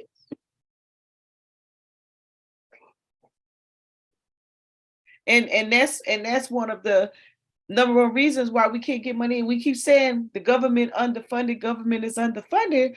But if we can we could we have to learn how to spend some money. You know how many artists, if you just took, you just got American Rescue money. They said half of it has to go for students and the other half, you can use it at your discretion. Man, listen, I'm gonna tell y'all right now what I would do with the money. I would spend the money that's gonna attract money, and I would be throwing concerts. I would be finding out who's the hottest artists on both ends of the spectrum. And they would be there, and I would have that community around me. I'm gonna tell you, HBCUs like to stick with just the members and the graduates. They don't really like to do fundraisers and attract other people. I have to fight with my university about that all the time. I'm like, y'all know what fundraiser mean? Anybody who want to come and give you money? It doesn't mean the members, okay? Like, don't you understand? Man, you could really be bringing in your own money and funding your own school, because guess what? The universities, they bringing in, it's the holiday time, and you guys might not even be interested in it, but they doing it. Nutcracker is at the universities. They got tickets galore selling out. They got the holiday light show. They got and these people are bringing their kids, and this university is making money while these kids is not in school. I haven't seen none of my HBCUs putting on no concerts for no kids that deal with the holiday. You might not believe it. I don't care what you think about Santa. But if somebody if I can put on a light show and the community go pass by for $5 and come see that light show, honey, I'm putting on a light show. If I put on ice skate, like, it's so much that we can bring money in. So I'm waiting to do my favorite artist concert, which is Tucker. Y'all might not even know Tucker or even like him. But when Tucker come out of Louisiana, honey, the tickets sell out galore. And I can't wait. So as soon as I get this funding hit my account, and I'm going to do the proceeds to my HBCU. I can't do it under my chapter name because they're gonna ask too many questions. So I have to do it under my business. Throw the concert and donate the proceeds because they don't know how to make money. So I have to show them how to make money. And so I'm gonna show the school, this is what you do when you have homecoming. You spend 25, 30,000 to bring in the hottest thing so that you can make money. You bring in these little dusty artists and nobody want to come to the concert. They creating their own parties outside the campus. I done went off on a tangent, ain't I'm sorry. My bad. I'm just saying though, we have to know how to make money and that's gonna be the biggest thing. A lot of people we didn't even talk about this. I should have brought this point up earlier, but I know you guys tired and we gotta get off. But the fact that when they doing the tailgates, the people who are making, the vendors who are making money. Now, I ain't talking about the business owners, the storefront business owners. Let's just talk about the vendors and the paraphernalia that's getting sold and the Greeks paraphernalia that's getting sold, or the food vendors that are out there that's making money. Like, it's a whole culture around this stuff. But I ain't gonna beat y'all up. I ain't gonna keep y'all going too long because I guess I have to give me a few Wednesdays on this because I wanted to get into the investment piece of it, the sponsorship and how they could go about getting it. And I only showed the American Rescue money, but what I want to do with my other shows is I want to pull up the state that you live in and show where that money is and how they actually can get access to it. Because there's a lot of foundations out there, corporations out there who have specific money for specific things that we can use, that you can go after, and you can make some things shake and make some things happen. You got all these PhDs over there. Somebody knows how to write a proposal to get some money. You just have to know where it's at. And if you're not spending time and building up a tolerance for policy or training to understand how to go about getting this money, then you're wrong. Then send somebody who does. Train a student to go out to learn how to grant write, to come back and write for the school, to be able, you need just a designated team to get out there and write for the school so that you can get that funding. But man, you guys are awesome. Thank you for your opinions and all of that great stuff. I didn't get into showing them charts, but maybe I'll do something tomorrow or something. So showing the charts, I was going to show how the brands that I wanted to show how the companies, the corporates who was riding with Coach Prime and how their stocks, how it may have impacted the company's earnings per share. I just wanted to show how they could really have really benefited and made some money behind this. Anybody got some closing remarks? Where you at? Coach Murray, where you at? You done ran off? Closing remarks. Tell that girl, give you 2 seconds. You can't even unmute. Be quiet. I'm doing paperwork all the time. And this business, I always got some paperwork. Hey, shout out to your business. Fruit of the Apple Tree, Disability Intellectual. No, you can't speak for me. You get it all wrong. It's autism and individual intellectual disabilities. That's what I got going on. I got a residential facility that houses individuals with autism, and going pretty good, man. January 3rd will be a whole year for me, so everything going in the right direction. Best kept secret, y'all. If y'all into that, y'all might want to hit them up for real. Coach. Talking about that on Clubhouse the other day. What? Additional people who are sick, like the brother said, people who have autism, like that field is wide open. If you want to, instead of like just plopping down in the real estate, you get one of these type of houses and run it. Hey, the coach got the blueprint. If y'all are interested, Coach got the blueprint. Hit him up for real. For real. All is. But the first thing you want to do, I can let you know that now, is just find out when your state, your city, go to the Department of Mental Health, find out when they got another orientation and go from there. Mm-hmm. That's the first thing you can do. Yeah. Yeah. And no matter, and you know what, in reference to business, no matter, we talking about students, putting students to work and benefiting off of them in their degree fields. One of the biggest issue we have is hiring employees. And no matter how many times, how much you want to hire your people, man, listen, they far and few in between. I haven't cracked the code on it. Coach ain't cracked the code on it, even though we paying good. Like we really got it really. I don't know what to say about that, but anyways, Brandon, closing remarks. Where you at, B? I'm here. I just want to say this bill was dope. I love all these opinions. I love Mo, who's always consistent. So thank you, Mo. Keep going. I was trying to jump in early this morning on your workout lecture, but I guess you booted me out. I think it was like a girl thing only. So I was like, No, you were late. Yeah, I was late. I think I was. I tried to jump in like 6:45 or whatever. Oh, I wasn't paying attention. Yeah, I don't know what you was doing. You probably working on the bum busters or some squats or something, doing some. Jump on in the morning. All right. Well, Jermaine, you on mute, buddy. You on mute. You eat right. There you go. Keep that diet right, because you can do all the work in the world. It won't help nothing unless you keep that diet right. You know what I'm saying? Your goal is to eat 1 meal a day, because you got to train your stomach to get back to this size. Remember? Stomach is this big. Remember? So you got to train yourself. It's a marathon, not a race, right? So gradually train yourself. And that's about the only thing I take from Elijah Muhammad when he wrote in that book. Eat 1 time a day, how to eat to live, right? 1 time a day, that's all you pretty much need. Get you a smoothie or some green juice or something like that during the day, and you're satisfied. Some fruit, you're good to go. But definitely interest yourself in plant-based meals. Eat more plant-based meals, in the meats and the cheeses and the breads and all that, so that you can be successful in your working out. Because I know a lot of people who run and work out and all that, and I ain't losing no weight.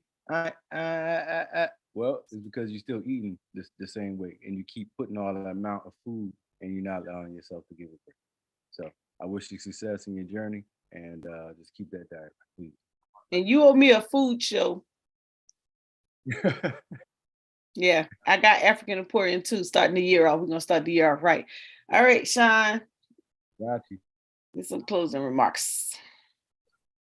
Have a good night, everybody. I just think that I think that we just got to continue to move forward. What does moving forward look like? Moving forward looks like us making ourselves uncomfortable. Being uncomfortable is where we find our perseverance and our ability to achieve the expectations we had set forth initially with our goals. So if you're uncommitted to reaching any goal of anything in your life, I think you need to move forward with trying to take the first step in meeting a goal, and then setting and resetting and continue that trend until you ultimately got to a position to where you need to be. I don't care if that is spiritually, mentally, financially, and otherwise. You need to be moving forward, and then make sure that you're involving yourself in getting to know the HBCU space and place, and Black college athletes and students, and some programs locally. See what you can involve yourself in to help to be a pillar in your community, to show people what change look like. Be that change agent that everybody always talks about.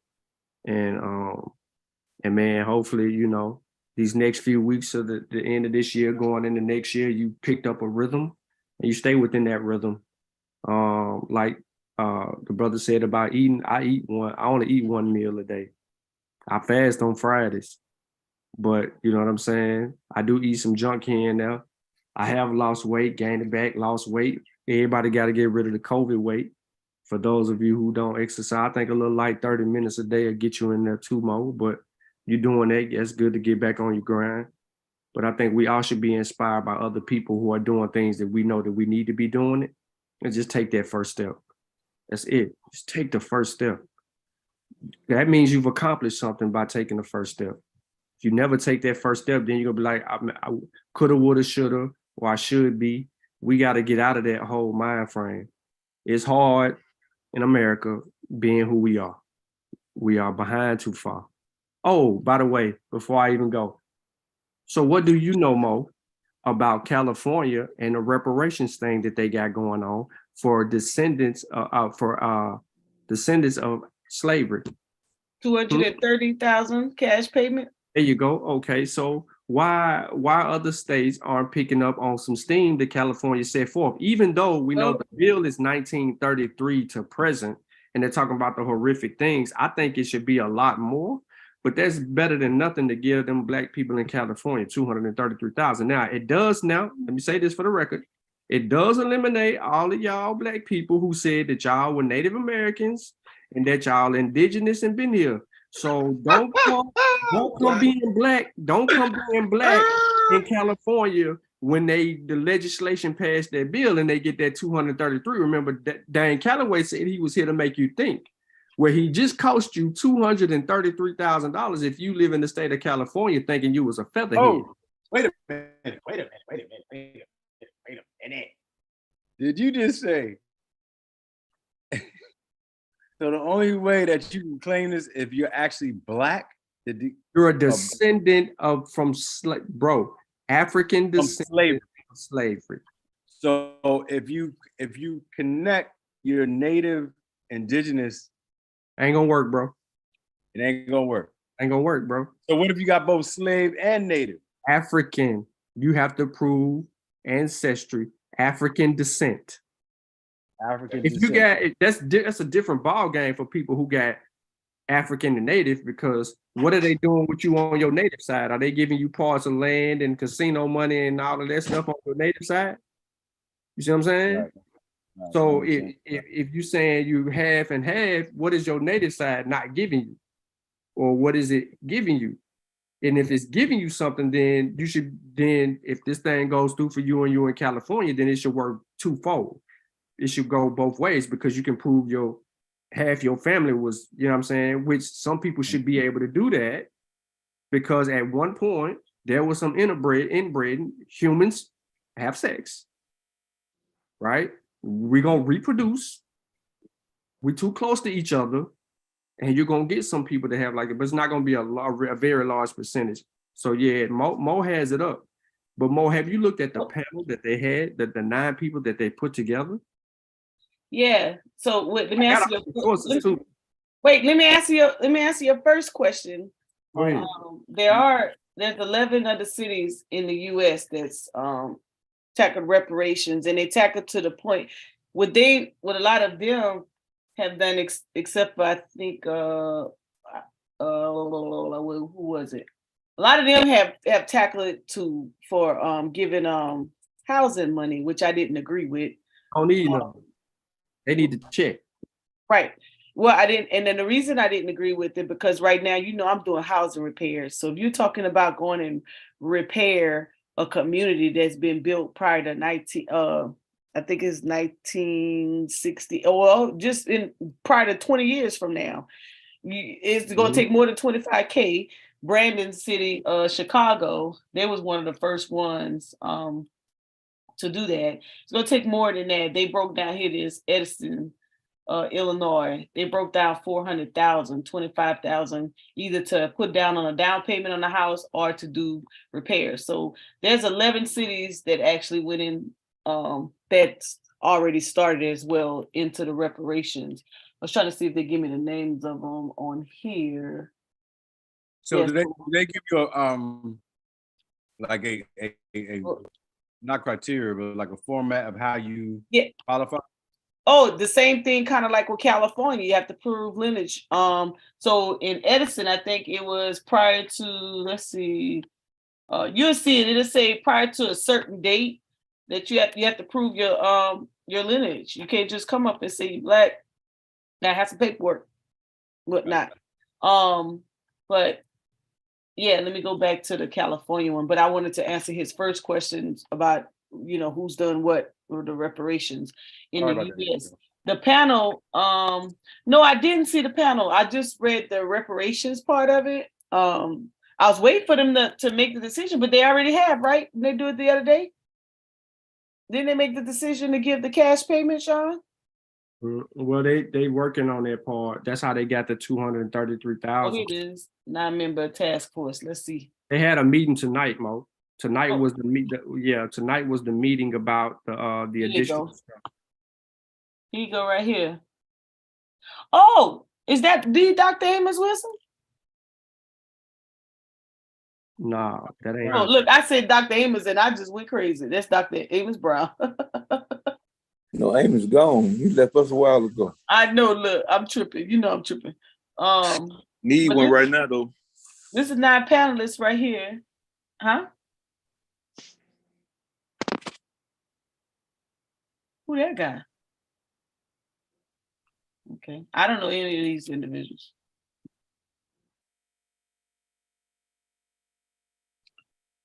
So this the y'all know any of, I don't know any of them.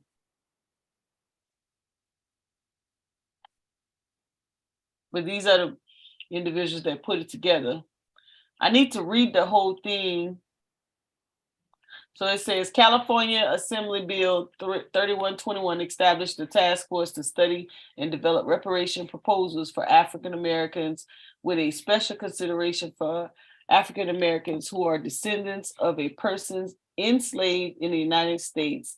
The task force or reparation task force. The purpose of the task force is, number one, to study and develop reparations proposal for African Americans. Number two, recommend appropriate ways to educate the California public on the task force findings. And number three, to recommend appropriate remedies in consideration of the task force findings. By statute, the task force consists of 9 members. 5 members are appointed by the governor. 2 members are appointed by the president pro tempore of the Senate, and 2 members by the Speaker of the Assembly.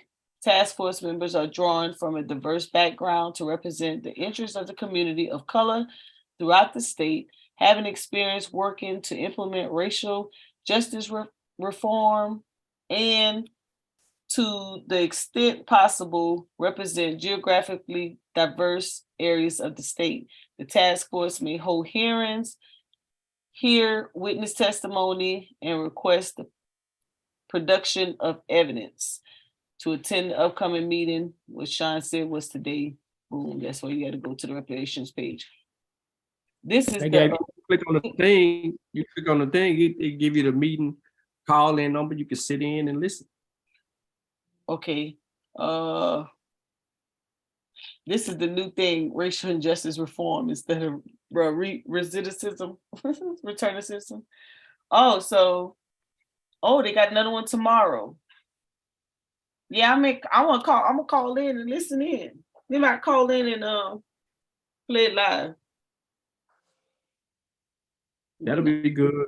The reason that it'll be good because maybe the second meeting is for people who missed the first meeting, and you just get an opportunity to understand where they are in this conversation, which you can we could take notes, learn from, and be able to utilize it. And people like Reg and them with their Black City plan, they probably ain't went to the depths of the measures of this, and probably not even paying attention to that. However, this has been something that's been going on since March of this year with this whole panel. And June 2021. Yeah, my bad. So it goes back a little bit further than that. I just know March was the stepping stones in the right direction toward publicly known. But this is good stuff, and maybe other states, like I said, get behind that and step up. But I think this is a cheaper way for them to pay reparations, because if it's from a governmental level, it's trillions of dollars. They need to pay trillions of dollars. It should have been continuous payments, not just one. Right. We get housing, hospitalization, education, funding, checks to us, tax exemption, and we should also get a car, and a truck. Yeah. Let's see what they had on the agenda. Anybody got a problem with that on this panel? We're getting a car, truck, housing, reparations check, hospitalization, education, and tax exemption. It's all of it right there. You said land? Oh yeah, land. Yeah, don't give us the house because then put it on their land and then we mess around. Right. We need the land. If we got to move to North Dakota, South Dakota, somewhere like that,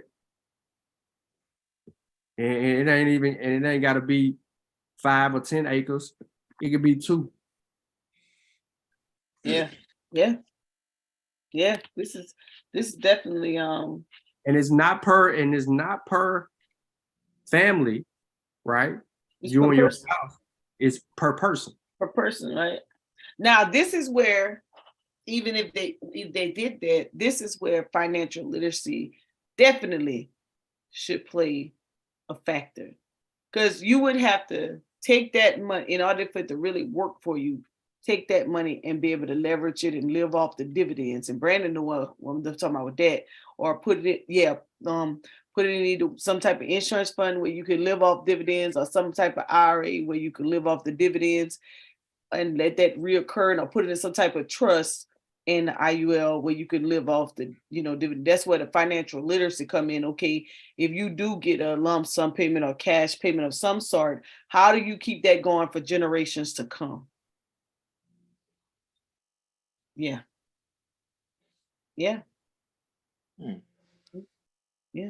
I mean, that doesn't put us where other people are that are ahead of us, the people that benefited off the backs of Blacks that are far ahead of us, but it gives us some ground to where we can, you know what I mean? We could gain right there. We can gain off education. We can gain off free healthcare services. We can gain off tax exemption, right? Because all we're doing is investing back into the same thing that they already got going now. Yep. But it's just creating an opportunity for us to generate revenue that is continuous for us to be able to do all of those things. Do we get all the loopholes, all the tax exemptions? Probably not when it comes to business. But you know what I mean? As far as us going in there and doing stuff on our personal level, we should be able to benefit from that.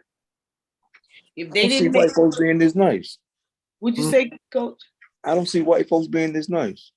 Nah, we know that. But in Yeah, California, I don't see white folks. I don't see your historical oppressor putting you in a position to ever compete with.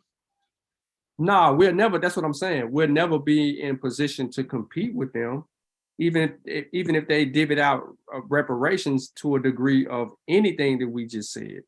Mhm. Right? We're still unable to, because the first thing that we're going to do, the Black dollar is not staying in the community. But that go back to the point you made. So we have no infrastructure already, so the money going right back to them anyway. Yeah, the only benefit that we have is the opportunity to gain some type of something of incentive off the flip side of that. If it ain't tax free, we in trouble. Because let's see, that 230, they're gonna tax that 230 at 37%. We need to be exempt. We need to be exempt so that money is there. But we also need the housing because we need the housing. So even though we're generating other funds, you know what I'm saying? It still participates in the oppressor being able to still win, but we're ahead. We're not living in an apartment now with people, you ain't in New York living in a 1-bedroom apartment paying $2,500. You might be out in the near Buffalo some dang on where with no mortgage payment, but you got a house, but you still paying utilities and all of that. They still earning off that. That's them still winning, but at the same time, us better off than where we were in a situation like that, or just in a people living in the projects. You know what I'm saying? They gonna listen. We know it's gonna be some dumb Black people that make some dumb decisions, and they're gonna be right back in the projects. You know what I'm saying? If there's a project to go to, We just tear them all down. I feel right. that. Right, because they do that, they getting tore down, and it's gonna be some whole other things. So then now they're in a position of where they're gonna have to go rural and live in some trailers or something like that. But that's the bed they made. They they hit the reset button, gave you a check, gave you housing, gave you car. It's gonna be some people to ruin that opportunity. But I don't think that how some black folk is, if that was the past, they so ignorant that they ain't even paying attention to it until they see somebody driving down the street in a new car. And what did you do to get that? You know what I'm saying? Some of them ain't gonna go to the depths of being able to prove that their ancestry. Mm-hmm. And all they gotta do is take a damn DNA test. Right. No, they want to be Hebrews and indigenous. So See what I'm saying? You see how much that eliminate? That eliminate a whole lot, bro. You got to DNA test. Talking about to eliminate the myth. Yeah, the myth. Yeah, to eliminate the myth. Man, they don't want to let go of that myth. Yeah, right. But that put them at odds. You want reparations, or you want to hold on to your myth right now? Because you have a whole culture shock. Find out you ain't no dang on Hebrew. Take the Teenage Mutant Ninja Turtle suit off, man. Yeah.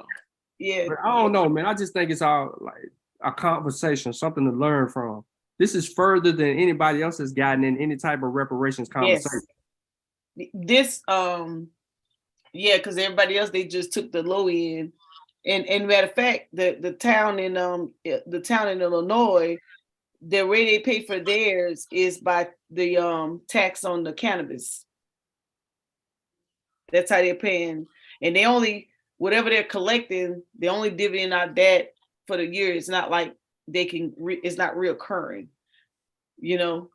And that's Asheville, a problem. I think Asheville did 100 and something thousand. Let me see what Asheville did. Asheville, North Carolina did some money too. Yeah, that's a problem because you finna make weed profitable for yourself.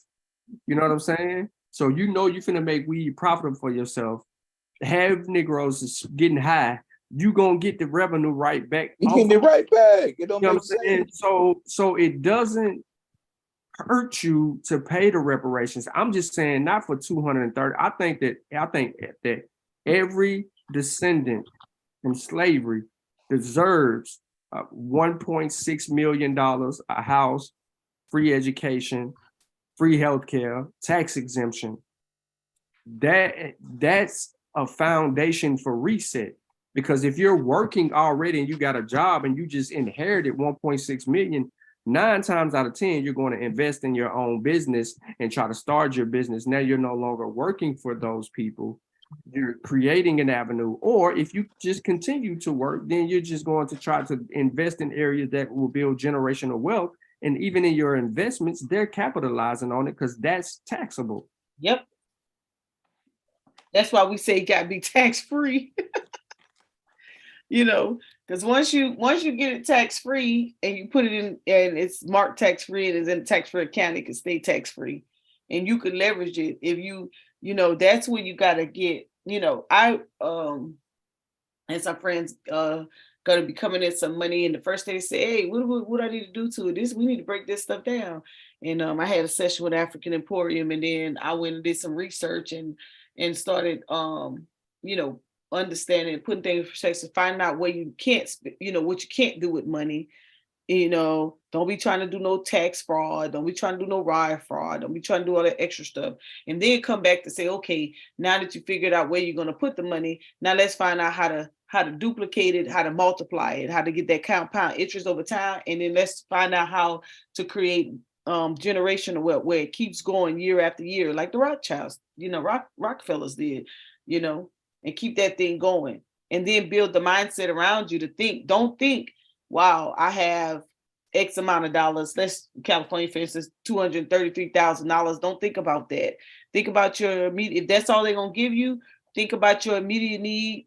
I know you don't need to spend a whole $233,000, and then think about where you could put it so you could continue. You can really create your own check, Sean. Brandon should be speaking to this investment. You can really create your own monthly check. If you listening to the right people, if you really if I was in California right now, I would be educating myself on how to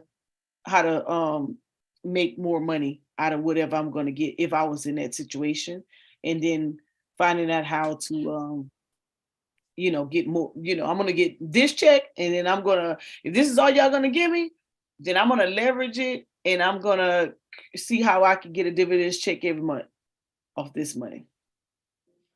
And it lasts for generations to come if I actually word my trust right, and not allow, just to pass it to a beneficiary who next, if I transition, then it's gone in a month and it's no longer here. But to word it in a way that it continues.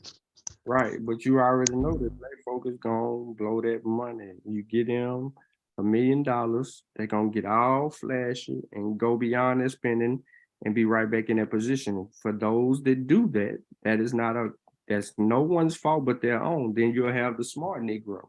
The smart Negro will be able to invest, profit from it, and then gain a little bit, create some generational wealth and move their people forward. Giving games, so now you got them started giving them games, so now they can come back to everything else. But yeah, man, I just think that we have to fight for something. I mean, whether we get it or not is different, but we have to fight for something. Now, the major key, I was gonna say the major key behind what you just said is how do you turn that dumb Negro into a smart Negro? Mm-hmm. What's the key factor? Do you show them? You have to. Because most Negroes don't like to be, feel like they get flexed on. I said find it. If you could determine the influencer, then you could turn the dude. So goes back to Coach Prime. Coach Prime was an influencer to a lot of that demographic. The flashy, how he dressed, what he say, how he moved, that kind of thing. And guess what? That was, that worked. That's me. If you could find the influencer, then you could make it happen. In my opinion, if you get these people that they tap it into to buy into it, now everybody's not gonna buy into the same audience. Generational is generational. Different audience for different people, but you just got to be able to type into it simultaneously. It's you got to be real creative. If you can utilize it, if I was a good influencer or whatnot, man, you could create some good hubs. Everybody not gonna bite, but you could create some good hubs to get out there and make waves. But using Jackson State as an example on how, you had an influencer that showed you the ropes, and then we actually took the opposite road because that person left. It's the prime example of how you could get somebody to buy into reparation investments.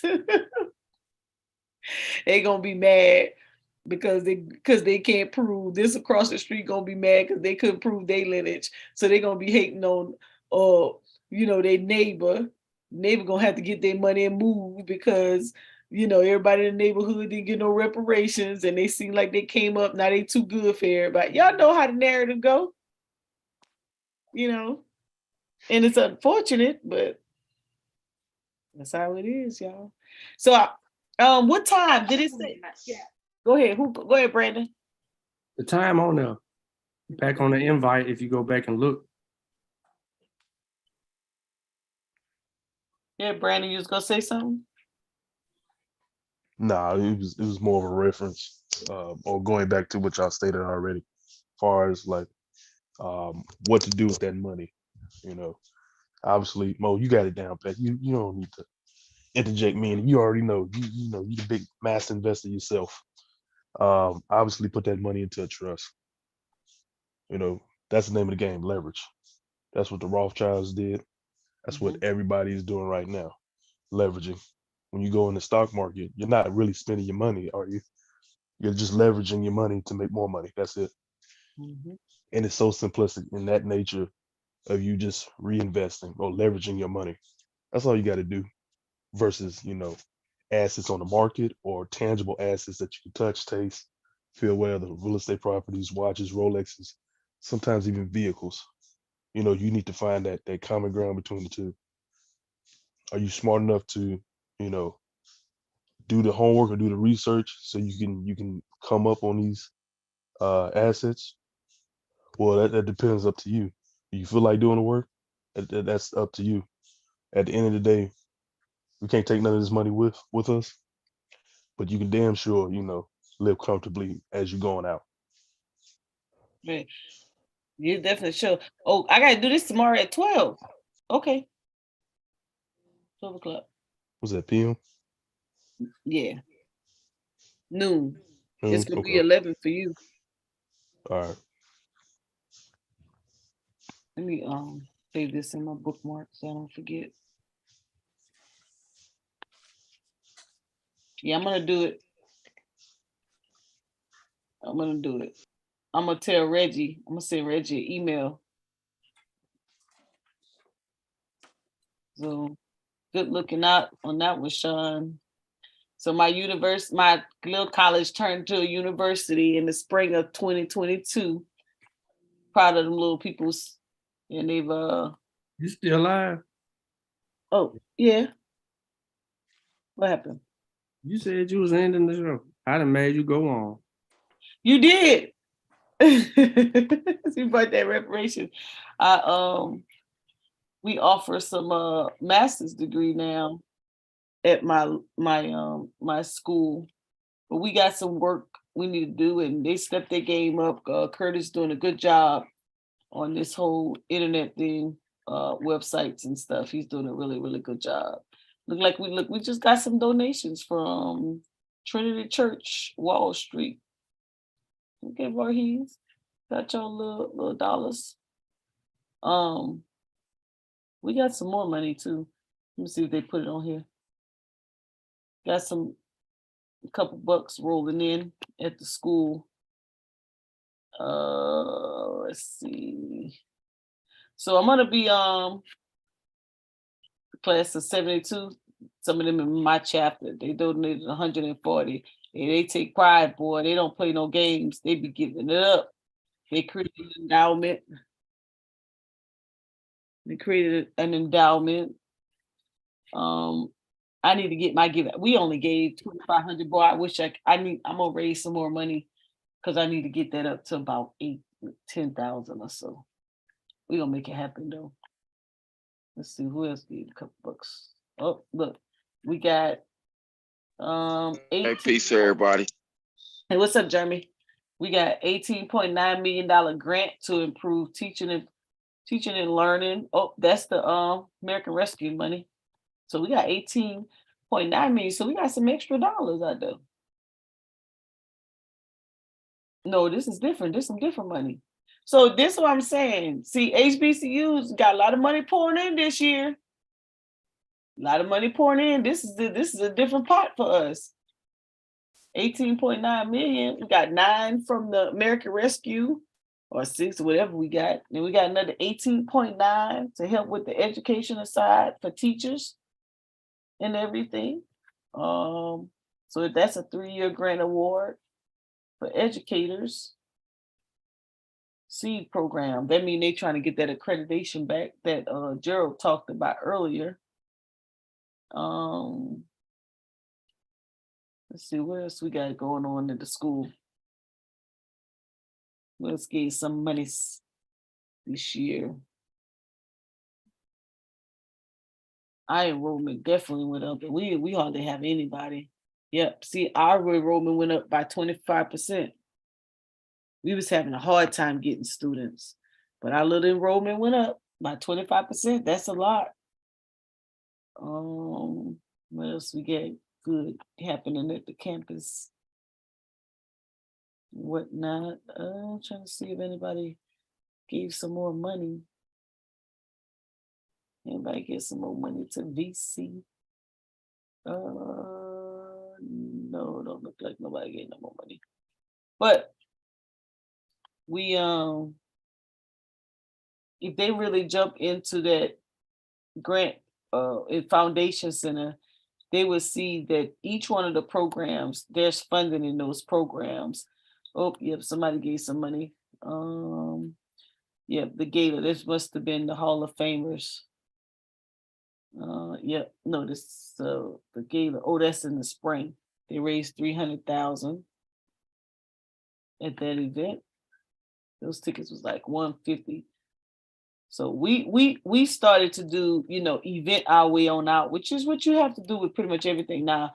In my opinion, if they open it up to the public, then they would probably make a lot more. Let's see what else we got going on. Yeah, so they got a preservation grant, so that means they should be building some buildings or something. So it's little ways out there. They got a little money flowing through. It's just a matter of what they're gonna do with it. Make sure they do the right thing. Here's another grant, South Carolina Relentless Grant to support minority cyberspace computers, $150K. So they must have got a new grant team. They on their game. They writing their money. But that's what I'm saying. All the HBCUs, they can get out there and write them grants and bring in that money. Because it's there. Now, the thing about grants, though, is that, and then Giving Tuesday, they raised $125,000. Thing about grants, they could be one time, they could be 3 years. You know what I'm saying? You got to continue. The work has to be continuous. It can't be just one shot, one kill. Solomon Jack, hey, look, Shot, this is the pastor who won the lottery back to back. He put it, but he give though. He's a giver. He's a giver. He gave us $200K, whatever. He won that. Like when I said back to back, he won millions because he man. Right. Why the hell he only doing 200 at a time? He gives out a lot of money. $2 million. Well, he probably gave out some to other schools. He gives out a lot of money. I have to give him his little props. He do give out a lot. Pass the gambling. Ain't that when he won the first time, people forgave, but when he won the second time, they were like, hey. Yeah, habitual gambler. You been using time money, man. You know that money belongs to the church. Yes. That man gambled the church's money. In 2021, we got $30 million, a Gear Up grant. So they get money. And we're gonna see what they're doing. Now, this is just my little university. Now, y'all go look up your own little HBC university and see what they're doing. If they get money and how they spending it, you can look up their financials and everything. It's all there for you. It's all there for you to see. Now, but you know what I like though? What I like about this the conversation that's going on that's surrounding Coach Prime is that it does shed the light on HBCUs and make them know that people are watching and people are going to be this conversation about them and how they managing their funds is public now, and them reporters going to be on them. Mm-hmm. They're going to be on them. They're going to be in the financial statements. They're going to be looking. They're going to be calling. They're going to be talking, and I hope that put a little fear in them to start doing at least some of the right thing. I don't know how much of it they're going to do, but hope they get involved, So yeah, Jeremy, you done popped up in here all late. You thought we had some charts up, huh?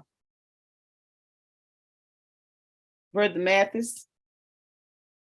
Yeah, I had just got off work, got in the house. I seen y'all was on. So Yeah. I jump on? Yeah, we about. we about to shut it down. We done been out here since 7:30. Oh wow.